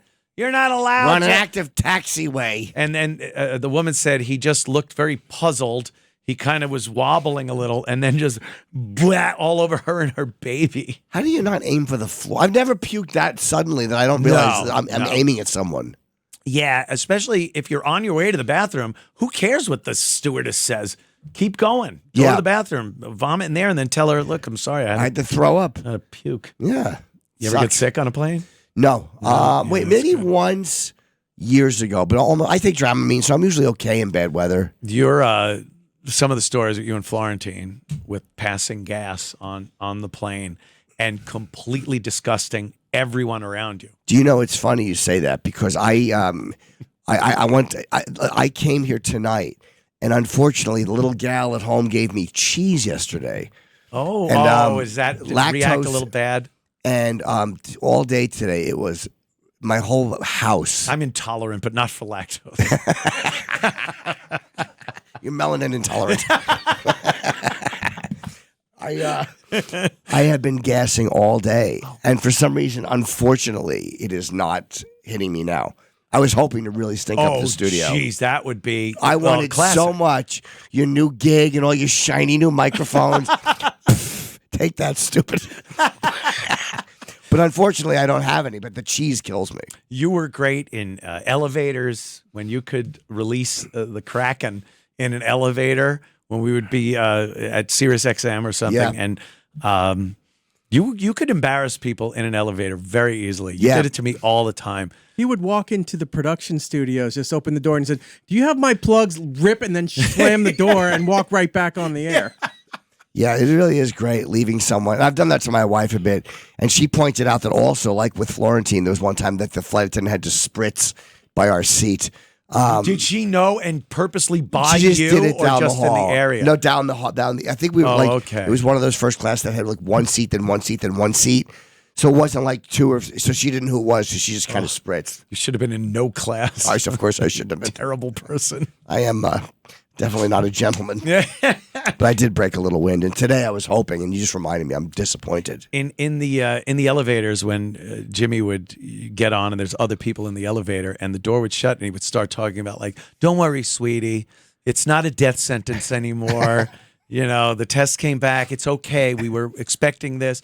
And I'd look and just go, he's being, "Don't be embarrassed, sweetie. It's all right. Nothing to be shy about." So embarrassing. I don't like scenes. No. I don't like that kind of thing. And it would really get me so uncomfortable. Yeah, I but like it was making you hilarious. uncomfortable. Yes, you did many, many times. I went to dinner with Jim one time, and most expensive night of my life. That's the pause. No, we're sitting there, and he's ordering, and Did then you strain the shrimp through your baleen? That's just mean. That's a whale joke. Thank you. I get it. I didn't care for that. I'm going to pause it. No, I did. So we're I'll ordering. do it so you can understand. 20-year-old bit still I know, good, it's right? 20-year-old bit. So we're ordering dinner, Wow, and Jim's 15 years older than you normally like him.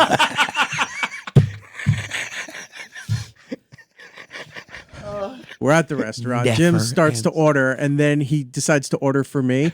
Puts his hand on my head, and he goes, "And she'll have," and like it was a 1950s sitcom thing. He starts ordering my meal for me, and just keeps saying, "Oh, she doesn't like this, but she'll take that, and can we get this on the side too, and maybe some for the table?" And then they go off. So I didn't order, and then he just pulls his hand back like nothing ever happened. She'll have the linguine and white clam sauce and a Coke with no ice.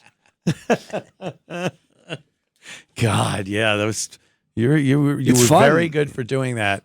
It was hard. It was impossible to get you back for that. You would just play right into it. You can never show it if you're humiliated. No. You just gotta let everybody know that they didn't do it to you. It's not working. That's where they stop. One time I got you pretty good was at the airport. Yo, yes. Yeah. I had told you that one of the Jonas brothers, Nick, One of the Jonas brothers was eating with his dad. And this kid kind of had this 15. vague resemblance to Nick Jonas, and he had a guitar, and I guess his father was there or Newark whoever it was. Airport, yeah. And I'm like, no, that's his agent, and that's Nick Jonas, and you're like, you wanted to believe so bad to get a picture. And we were standing back where we couldn't hear what you were saying to them or what they were saying, but you walked up, you leaned in and said something. They kind of made a look, and then you just did. We couldn't hear you, but we saw your hands in the up like, oh, I'm sorry for disturbing you. I made a mistake. And we were dying laughing. I remember that, and I just remember knowing, like when I looked over and I saw you We guys were just laughing, I'm like, oh no. Oh no! I bothered some boy with his father. That was during a time where you were, oh my crazy God, with pictures. Anywhere. That was the big thing. Yeah, I remember that. That was one of the really great times. That was humiliating. Yeah, those gigs were great. The comedy tours. It was so much fun, man. We would and just going to different markets for like just to do a day of radio or whatever. They were great. Yeah, Philly, Philadelphia, Cleveland. Sabian. Do you hear from Tim? I hear from Tim all the time. Oh, no? Problem? No. All right. It's the business. It is Some what it people, Some people you get along with. Some people you don't. Some people you appreciate. Some people absolutely in life. I get it. There are people we are friends with. There are people we know from work. There are people who try to get us fired. There are people who life is crazy. All right. Okay. You know how there's all walks in I hear you. Believe me. I understand wholeheartedly. Let's talk to John from the Isle of Long. John, what's up, my friend? Hey, what's going on, guys? Oi. Hi, John. Hi, wonderful show. I just wanted to ask, what do you guys think the future of like talk radio and media is going between podcasts and radio and all of that? It's as far as I'm concerned, I think, like I was saying, the only commodity left is talk. It's something you can't just whip up. Yeah. You know, if I like 80s music, I could go to satellite radio 80s on 8, or I could go to Spotify or Apple radio and get exactly what I want without the pesky DJ chiming in between my Kaja Gugu songs. Hitting the post and wrecking the beginning of the song. Right. Big dumb mouth. Yapping over it. Yeah. But talk radio, that's still something that people want. They'll listen to it. There's an audience for it. So I don't know. I think that's something that, the death knell for radio has been going on for years. Television, talkies. Yeah. The talkies.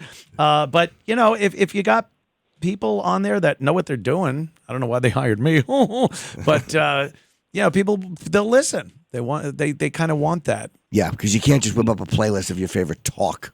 No. Do you guys think podcasts that get played out eventually? People are never going to get sick of it because there's so many of them. There's always going to be ones that last. Yeah. No, they'll be around for a long time until the next technology comes along. But why wouldn't it? Radio's been here forever. Yeah. I think podcasting, though, is almost like comedy was in the 80s, where everyone was doing Jerry. Yeah. Did you ever notice? And there were 5 comedy shows on every weekend. even in the improv and all those things. Comedy on the Road with John Miner. Yeah. And then after a while, the people that weren't that good kind of fell to the wayside, and the good people continued. But there's, you walk into a comedy club and sometimes you see those headshots and you're like, what happened to that guy? Dude, I go into clubs, like clubs that have been around for a long time, and I look at those headshots and I'm like, what happened to, I don't know who any of these people are. Yeah. But they all had the same dream I had. They think of that when they look at your picture.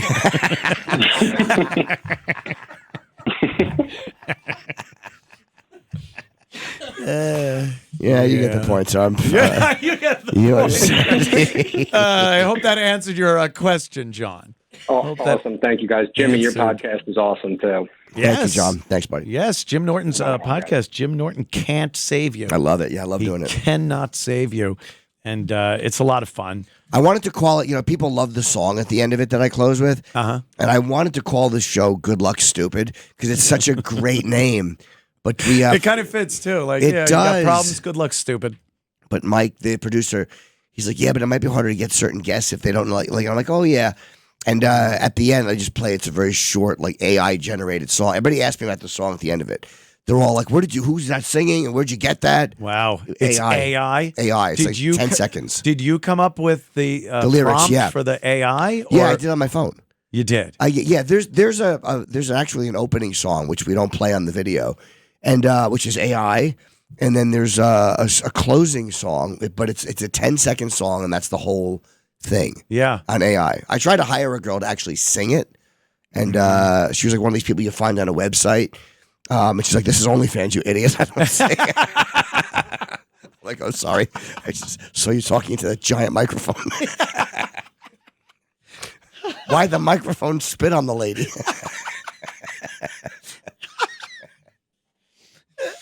Yeah, so that I'm kind of impressed that you know how to get songs out of AI. I just wanted to try something weird because I was using AI and having it write roast jokes because they suck so much. That was really good. They're terrible. Terrible. It doesn't have a sense of humor. It doesn't AI. get it. No. Can't get it. That's a weird thing that just it can't. At least now, and I think it's going to be very tough for AI to be funny. To get that one thing, but it's gotten better though. Music though, it's pretty good. It's pretty good, and this.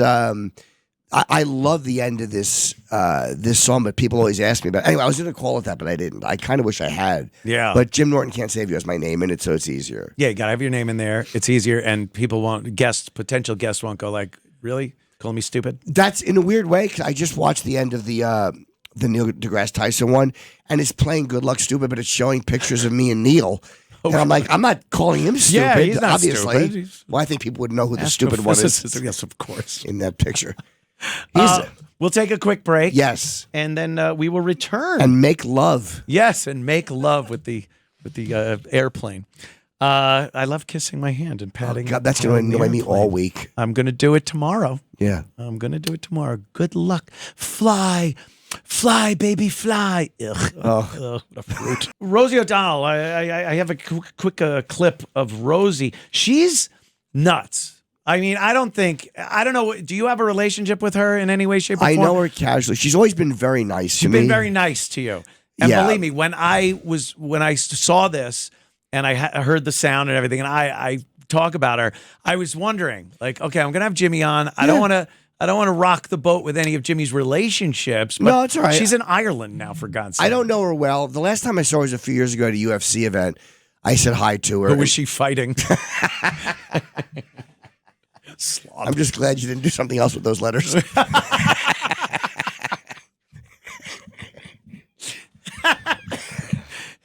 No, I was, and she was with her son. So I said, comics always know each other. It's like actors may not, but comedians always. Yeah. So I said hi, and she was like, hey. And she's like, oh, my son's a big fan. So I said hi to her son. And so, she's always been very okay. And I did Colin's show with Rosie.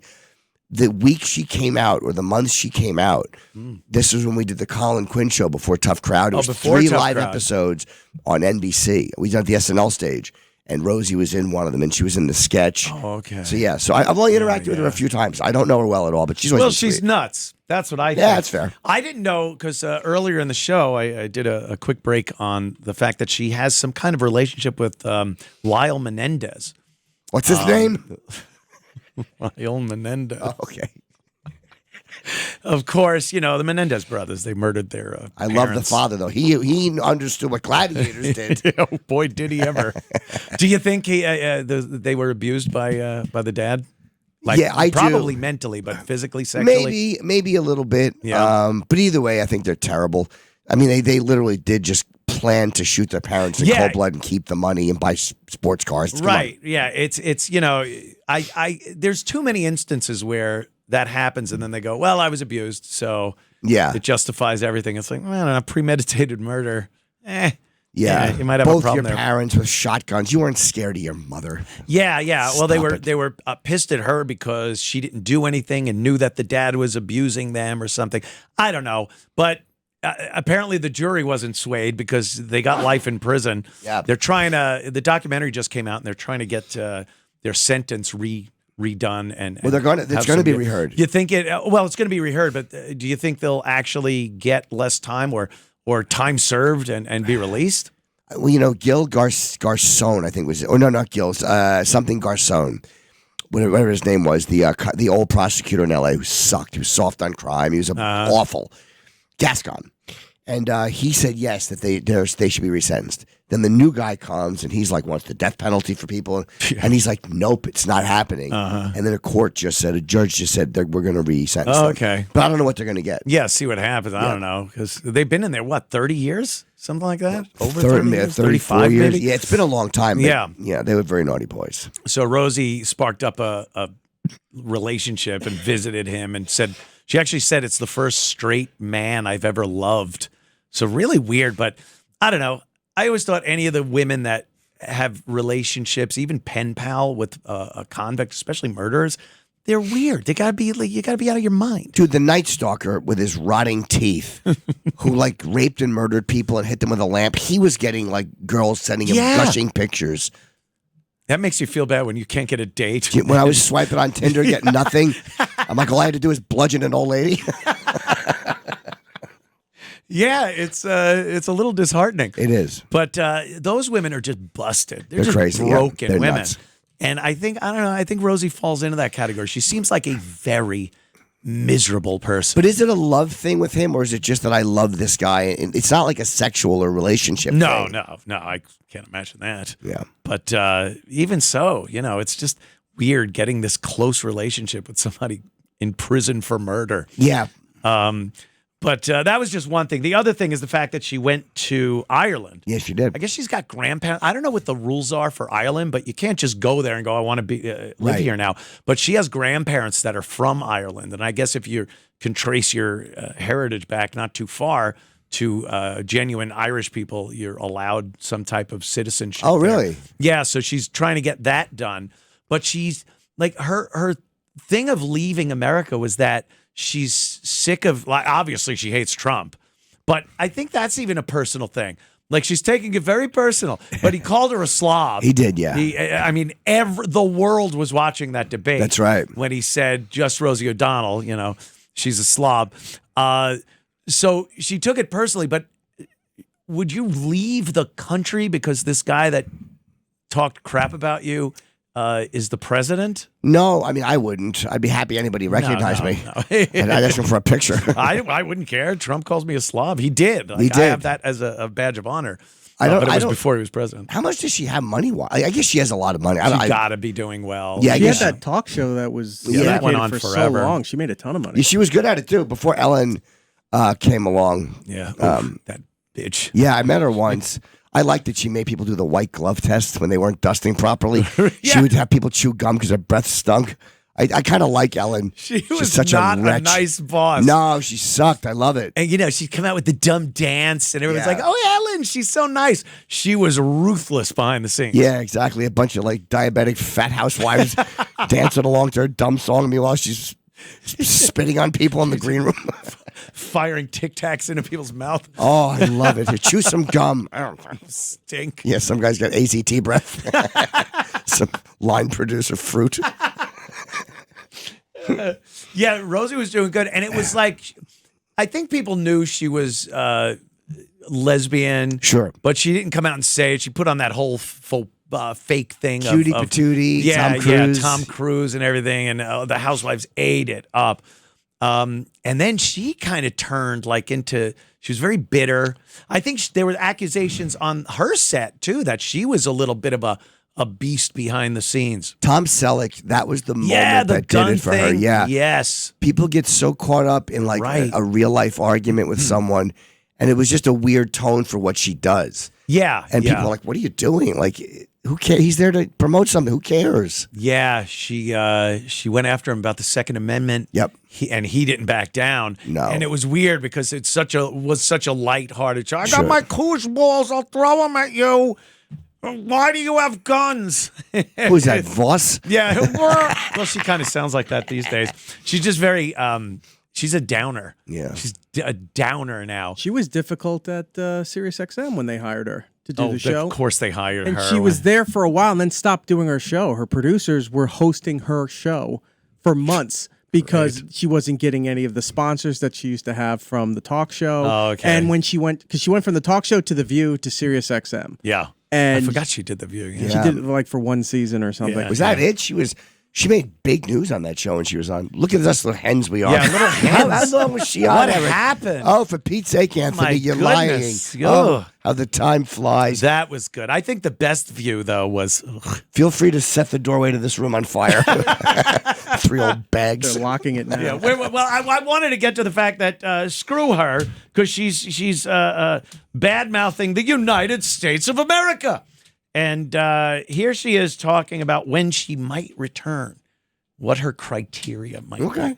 Let's listen. When, it is safe for all citizens to have equal rights there in America, that's when we will consider coming back. Please come back. It's been heartbreaking to see what's happening politically and what? Hard for me personally as well. Yeah. The personal is political, as we all know. The mainstream media has been letting us all down there in America, where the fourth estate is required in order to maintain a democracy. And, they haven't been doing their job. So they rag Trump. Here's hoping that they will incessantly. get better before it's too late. And here's hoping it's not too late already.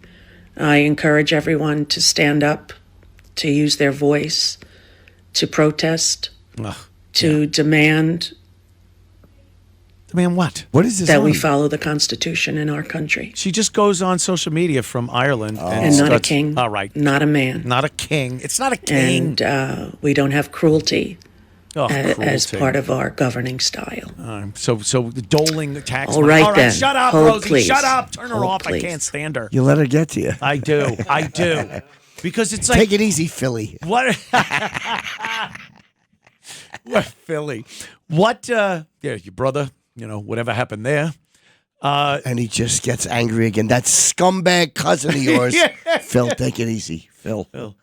Whatever happened there. What a dolt. So Rosie, what rights don't people have? This is what it's, and she's blaming the media. Now, we've been talking about how garbage the media's been for a while. For decades. All they do is they're a propaganda wing. Yeah. People can argue whether it's for the left or the right. It's obviously been biased for the left. More of it, yeah. Much more of it. So what did they not do, Rosie? The fact that Trump got elected is pissing Rosie off because she thinks the media should have done more smearing and more libel and slander and lies about Trump. So her idea of the media not doing its job is he got elected. You guys didn't do enough of destroying this guy. So she then thinks that rights are being taken away. Whose? The Constitution. Trump doesn't want little groups to have their own little rights and special treatment. So we all have our rights under the Constitution, and that's those are the rights that we have as Americans. And she thinks they're being taken away and runs off to Ireland. Go screw. Good. Goodbye. We should go down to New Orleans and hand out free Cuba leaflets.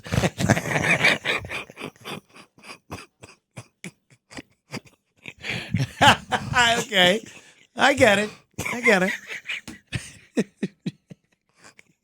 I get so incensed. Lee Harvey Oswald. Lee Harvey Oswald, of course. Of course. I watched JFK. On my chest. I watched it. Oh, I'm dying. And there's some. I'm a Trump supporter, obviously, but I'm not this just fanatic. Everything is great. I think the whole thing with the Epstein thing, when they supposedly were going to release the list of the Epstein, and it's nothing. And then the JFK files. What was that? Nothing. No, there was just a few family ties or whatever. There was really not much there that would help the conspiracy talk or no. Silver bullet or something, as they say. So that kind of was a downer. That was disappointing. Yeah. And, I think Trump's a weird guy. I get it. He's a weird guy, but I think he's doing what needs to be done right now. As far as, especially, the world has been screwing us over for a long time, economically especially. Sure. And I don't know, is this the right thing to do? The tariffs and stuff? I don't know. What am I? Economics major? I don't know. So, but he's doing something. Everyone else just sat there and we took it. And now he wants to do something, so I'm kind of good. Yeah, I don't know anything about tariffs. Like the way he explained it kind of made sense, but I don't know if he's right or wrong. I just don't know. I don't know anything about it. And you know what it is? No one does. No. All these people think, with a few scrolls of your thumb, you're an expert at everything. And every week there's some new thing that everyone professes to know everything about, and they'll get on and tell you what an idiot you are because you don't know anything about that. And that's another thing that this damn phone is. It really does. It makes everyone's unbearable. Yeah, everyone is unbearable. I just can't. I don't care. I don't care about the debates. Yeah, meaning regular people. Right. Like they'll make a big deal about two people debating Israel. Or they're debating the death penalty. I don't care what they say. I don't care. They're not the story. And how does a machine? You pick up your phone. How does this little gadget that has porn on it? Why are we doing anything else? Why are we doing anything else? Why would you be so interested in economics or anything when you could just see horrible sex acts? Well, some of us are using it for that, Anthony. Some of us, while being in Lakewood, New Jersey last week for a gig, realized late in the evening that the little lubricant was required and got in the car and drove 1 hour each way to an adult bookstore that was open to buy a little bit of lubricant. I thought you were going to buy a book. No, not at all. No. Oh, that's wow! And you had to go that an far? Hour each way. It was from Lakewood, New Jersey, to right by Philly in Jersey. Each way hour. I think pharmacies now. Any pharmacy, CVS has an aisle where you could get. No, they have the stuff I don't like. The stuff I need. Oh, now you're being picky. I am being picky. Yeah, there's only certain ones I like. That Astroglide is. I'd literally rather have somebody vomit in my hand.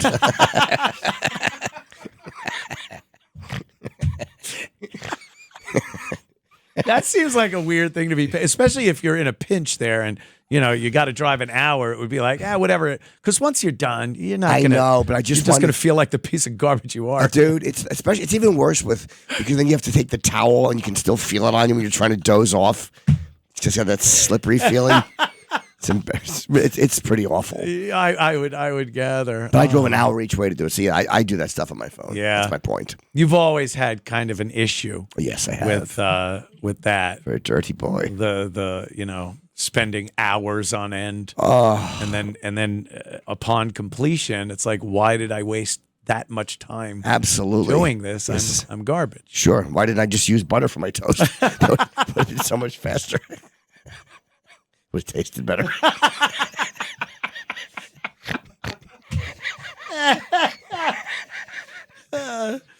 How are you taking to married life? Because it is, you were an independent kind of guy. Sure. For a lot of you had roommates, Florentine and whatnot. But marriage is that's a big thing. Sure. Yeah, and you had all your stuff. Like, I don't know how your wife feels about your Kiss posters. Hates and them. Memorabilia. How's it going? One word, Gaza. So it's okay. A lot of is there conflict? Is there? There's some. She's hard to communicate with sometimes. She just thinks differently. Like we just don't communicate sometimes. But that's every couple I've ever met. Yeah, that is true. I take to it okay. You lived together for a while though before getting married. During the pandemic, yeah. And that I think that's essential. Yes, it is. I don't understand meeting someone through the courting process, and then you date. And then you marry, and all of a sudden, you're living together, and now you're learning just horrible things about the other person. Yeah, like I get a kick out of not flushing. She doesn't think it's funny. Big log. I'm like, come on now. Joker cleared the lid. Do you turn the lights off when she goes in? No, because I don't want to know what she's doing in there. Because God forbid I walk in too late. And I can't turn the lights off because my bathroom has a door that has glass. So it would be ineffective because you can see. Yes, it's kind of like an opaque glass, like one of those old school, like a dentist vent office window at the top of the. Yes. Oh, okay. Yeah, but it's not that bad. You know what? I like it. She's messy. Yeah. There's two of us, so my place is messier. But it's nice to have you a family. clean guy though? You stuck, like things organized. I was in my way. I had my Were ways. ya? Yeah, like I have my ways. I like everything organized a certain way. I like to do whatever I want to do. Yeah. Jim's house was like a museum. Kind of, yeah. Oh, no, I know. I was at the last place, I think, and then this place, obviously. And this place isn't as nuts. No. You're not as crazy as you were with your memorabilia. But there's a lot of stuff there, boxing gloves and photos. But it's not every photo that you've ever taken on hanging on the wall. No, I just have some posters up, Kiss stuff in museum glass. I mean, literally the frames are worth more than the posters. Yeah. But it's nice having someone to go home to. Like, I like going, I'll go home after, I'll see her. It's fine. Yeah. I love her, so it's easy. Yeah, okay. It's not easy. It's I get it. Yeah, there's kind of challenges. Sometimes. Yeah. Sometimes you're like, oh, God. Other times I'm like, sure. Argument. Yeah. Something like that. Yeah. I just think back to that white Bronco and like, yep. Sure. Surely. Do you give in on arguments a lot just to make it stop? Because I think you're pretty dedicated to an argument. Yeah, I'm not good at giving in. Sometimes she's so obnoxious. She'll go, just say you're sorry. But I'm not sorry at all. I'm like, and I tell her I'm not sorry at all. And she goes, just say you're sorry. I'm like, I'm sorry. And she goes, I'm sorry too. And that's the end of it. Wow. She can end things like that. We're all stewing it. It does help. But you're mad still. It goes away though, because then we're done fighting. Yeah. So it is. She's better at ending an argument than I am. I hate the idea of makeup sex because it's like you're still insanely mad. The argument's over. I'm sorry, I did this, or let's work this out, or so. And then you're supposed to want to have some physical stuff with some sex. Yeah. I'm still not happy. Yeah, because then she and I are just going to wind up arguing over the last Blue Chew.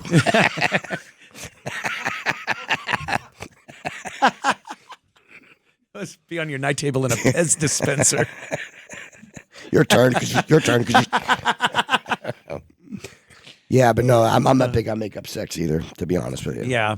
Now, still living in New York. Sure. Do you when you're driving around, do you at least notice hookers? Because I know you used to be. They're not anywhere anymore. They're not anywhere, right? No, and it's funny. I got a new car. I'm doing a Subaru now. Because it's less expensive. I'm being more responsible. It's gay. And I never, Subarus. It's a lesbian is that car, a lesbian car? I think it's a lesbian vehicle, but for a guy, I don't know if it's gay, like for a guy. I only got it because they're supposed to be very good in the snow. And I was doing some upstate driving. And I was like, I don't. Mm-hmm. I just need something better than this BMW. And it's half the price for a lease. And I like it. I like the old Subaru. And, you ever think of pulling it in a garage, closing the door, and starting it? It's all I think of. There's not a time I get in that car that I don't look for duct tape and a towel and a garden hose. Just want to put your picture up. Yeah, I've thought of it. Coming up after my program is Dominic Carter. He does his show after my show. And I'm going to pop on with him for a couple of minutes at the beginning of his show, see what he'll be doing this evening. Also, what do you got to plug? Because I want to get everybody's plugs this week. E-Rock, where will you be eating? I mean, that's just not nice. Well, I It's still just have me. Anthony's credit card, so I'll be over at Smith and Walensky's over there. The Amex. I was wondering why that was still coming in. I'm going to Key West this weekend, this Friday, Saturday. Ooh. And I got a bunch of gigs. Just go to my website, JimNorton.com. Do you still enjoy going around touring? Yeah, I'm doing it more now because, again, that's where the money is. Yeah. But I like that I can just go out and not worry about getting back for radio. It's great. It's great. Yeah. I don't miss it at all. Like, I miss, again, the knowledge that the money's there, but I don't see any real life effect from it. Like, I don't miss waking up and walking in at all. It's nice being able to pull the throttle back a little bit, do a little more of what you want to do. Go do gigs, drive. You know what? Could we tack a Sunday or a Thursday onto that weekend? Yeah. And I'll just drive and take a nice leisurely, have another night in a hotel by myself. Tug, tug, tug, tug, tug, tug. Yeah, I was talking about how I went and got myself a job. You did. I was doing my podcast. I'm having fun. And then it was like, yeah, I'll do that. That sounds cool. And I'm Sure. having a great time. I love doing this. Yeah. And but I'm like, yeah, I got a job. I went and got myself a goddamn job. Yes, you did. So, but I'm digging it. I like this. It's fun. The people here are really cool. Yeah. And the ability to do it, technology over the past few years. It's crazy. You used to have like equipment at your house that was insane. Yeah. ISDN lines. I'm not going to get into it, but it was very complicated. Now, what I have for my podcast is perfectly good for this, so I do that, and it just makes it easier. But I definitely appreciate the opportunity to get back on broadcast radio. Yeah. It's a little vindication thing there. Sure. A little bit. It's fun. Yeah. To be asked for such a piece of garbage as myself to return to FCC regulated airwaves. It is, yeah. You got a little bravery was there on the part of the management here. Yeah. It happens. Either that or this is a springtime for Hitler situation where they assume this is going to They're just hoping it bombs. tank the whole company and you can use it as a write-off. Jesus. So how long am I going till? 59:40? Oh, that's like a minute or something, or something like that. So E-Rock, you're well. What are you doing with yourself? You have a kid, I know that. I have the kid. That takes up a lot of my time. I've got a bunch of freelance stuff, and I'm still doing my show for the iHeart Radio Network over there. You're Where do always you in take it. that? I built my own studio. Oh, okay. When COVID hit, they just don't let anybody in the building anymore, so Yeah. I just do it all from home. That's what happened with, I was doing Bernie and Sid at the old ABC, and then COVID hit, and I just didn't hear from him anymore. And then Sid got mad at me, thinking I just blew him off. He started giving me some what have you. And now, we're the best of friends. Happy Passover, Sid. I like this facility better. I can't believe they found such a great place. Like the other place was older, and this is just better. Yes, and the host on Sunday night is better. Lionel? Me. Oh. Yeah. Well, I don't know. Who did they have last time before you? I don't know. Okay. Probably Anthony Weiner or something. Okay. He was here for a while. Was he really? Yeah. You're surrounded by people we caused problems for all I over know. the place. I know. It is funny.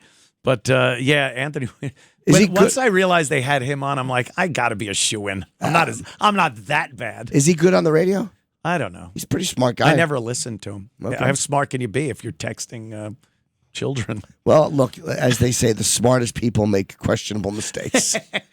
Perhaps there in that area, his intelligence was not great. Perhaps. Yeah. Jimmy, I got to tell you, just great. This I've been was looking fun. forward to hanging out with you, and Me too. and so have the listeners and fans and social media. They love when we get to hang out. I know it's And, great to not have anything to worry about in the morning, and not. When you're back, I'd love to do it again. Yeah, This was fun. very cool. Okay, I'm going to be back for a couple of minutes with where's my paper? With Dominic Carter. Jesus, and so stick around. Anthony Cumia Show.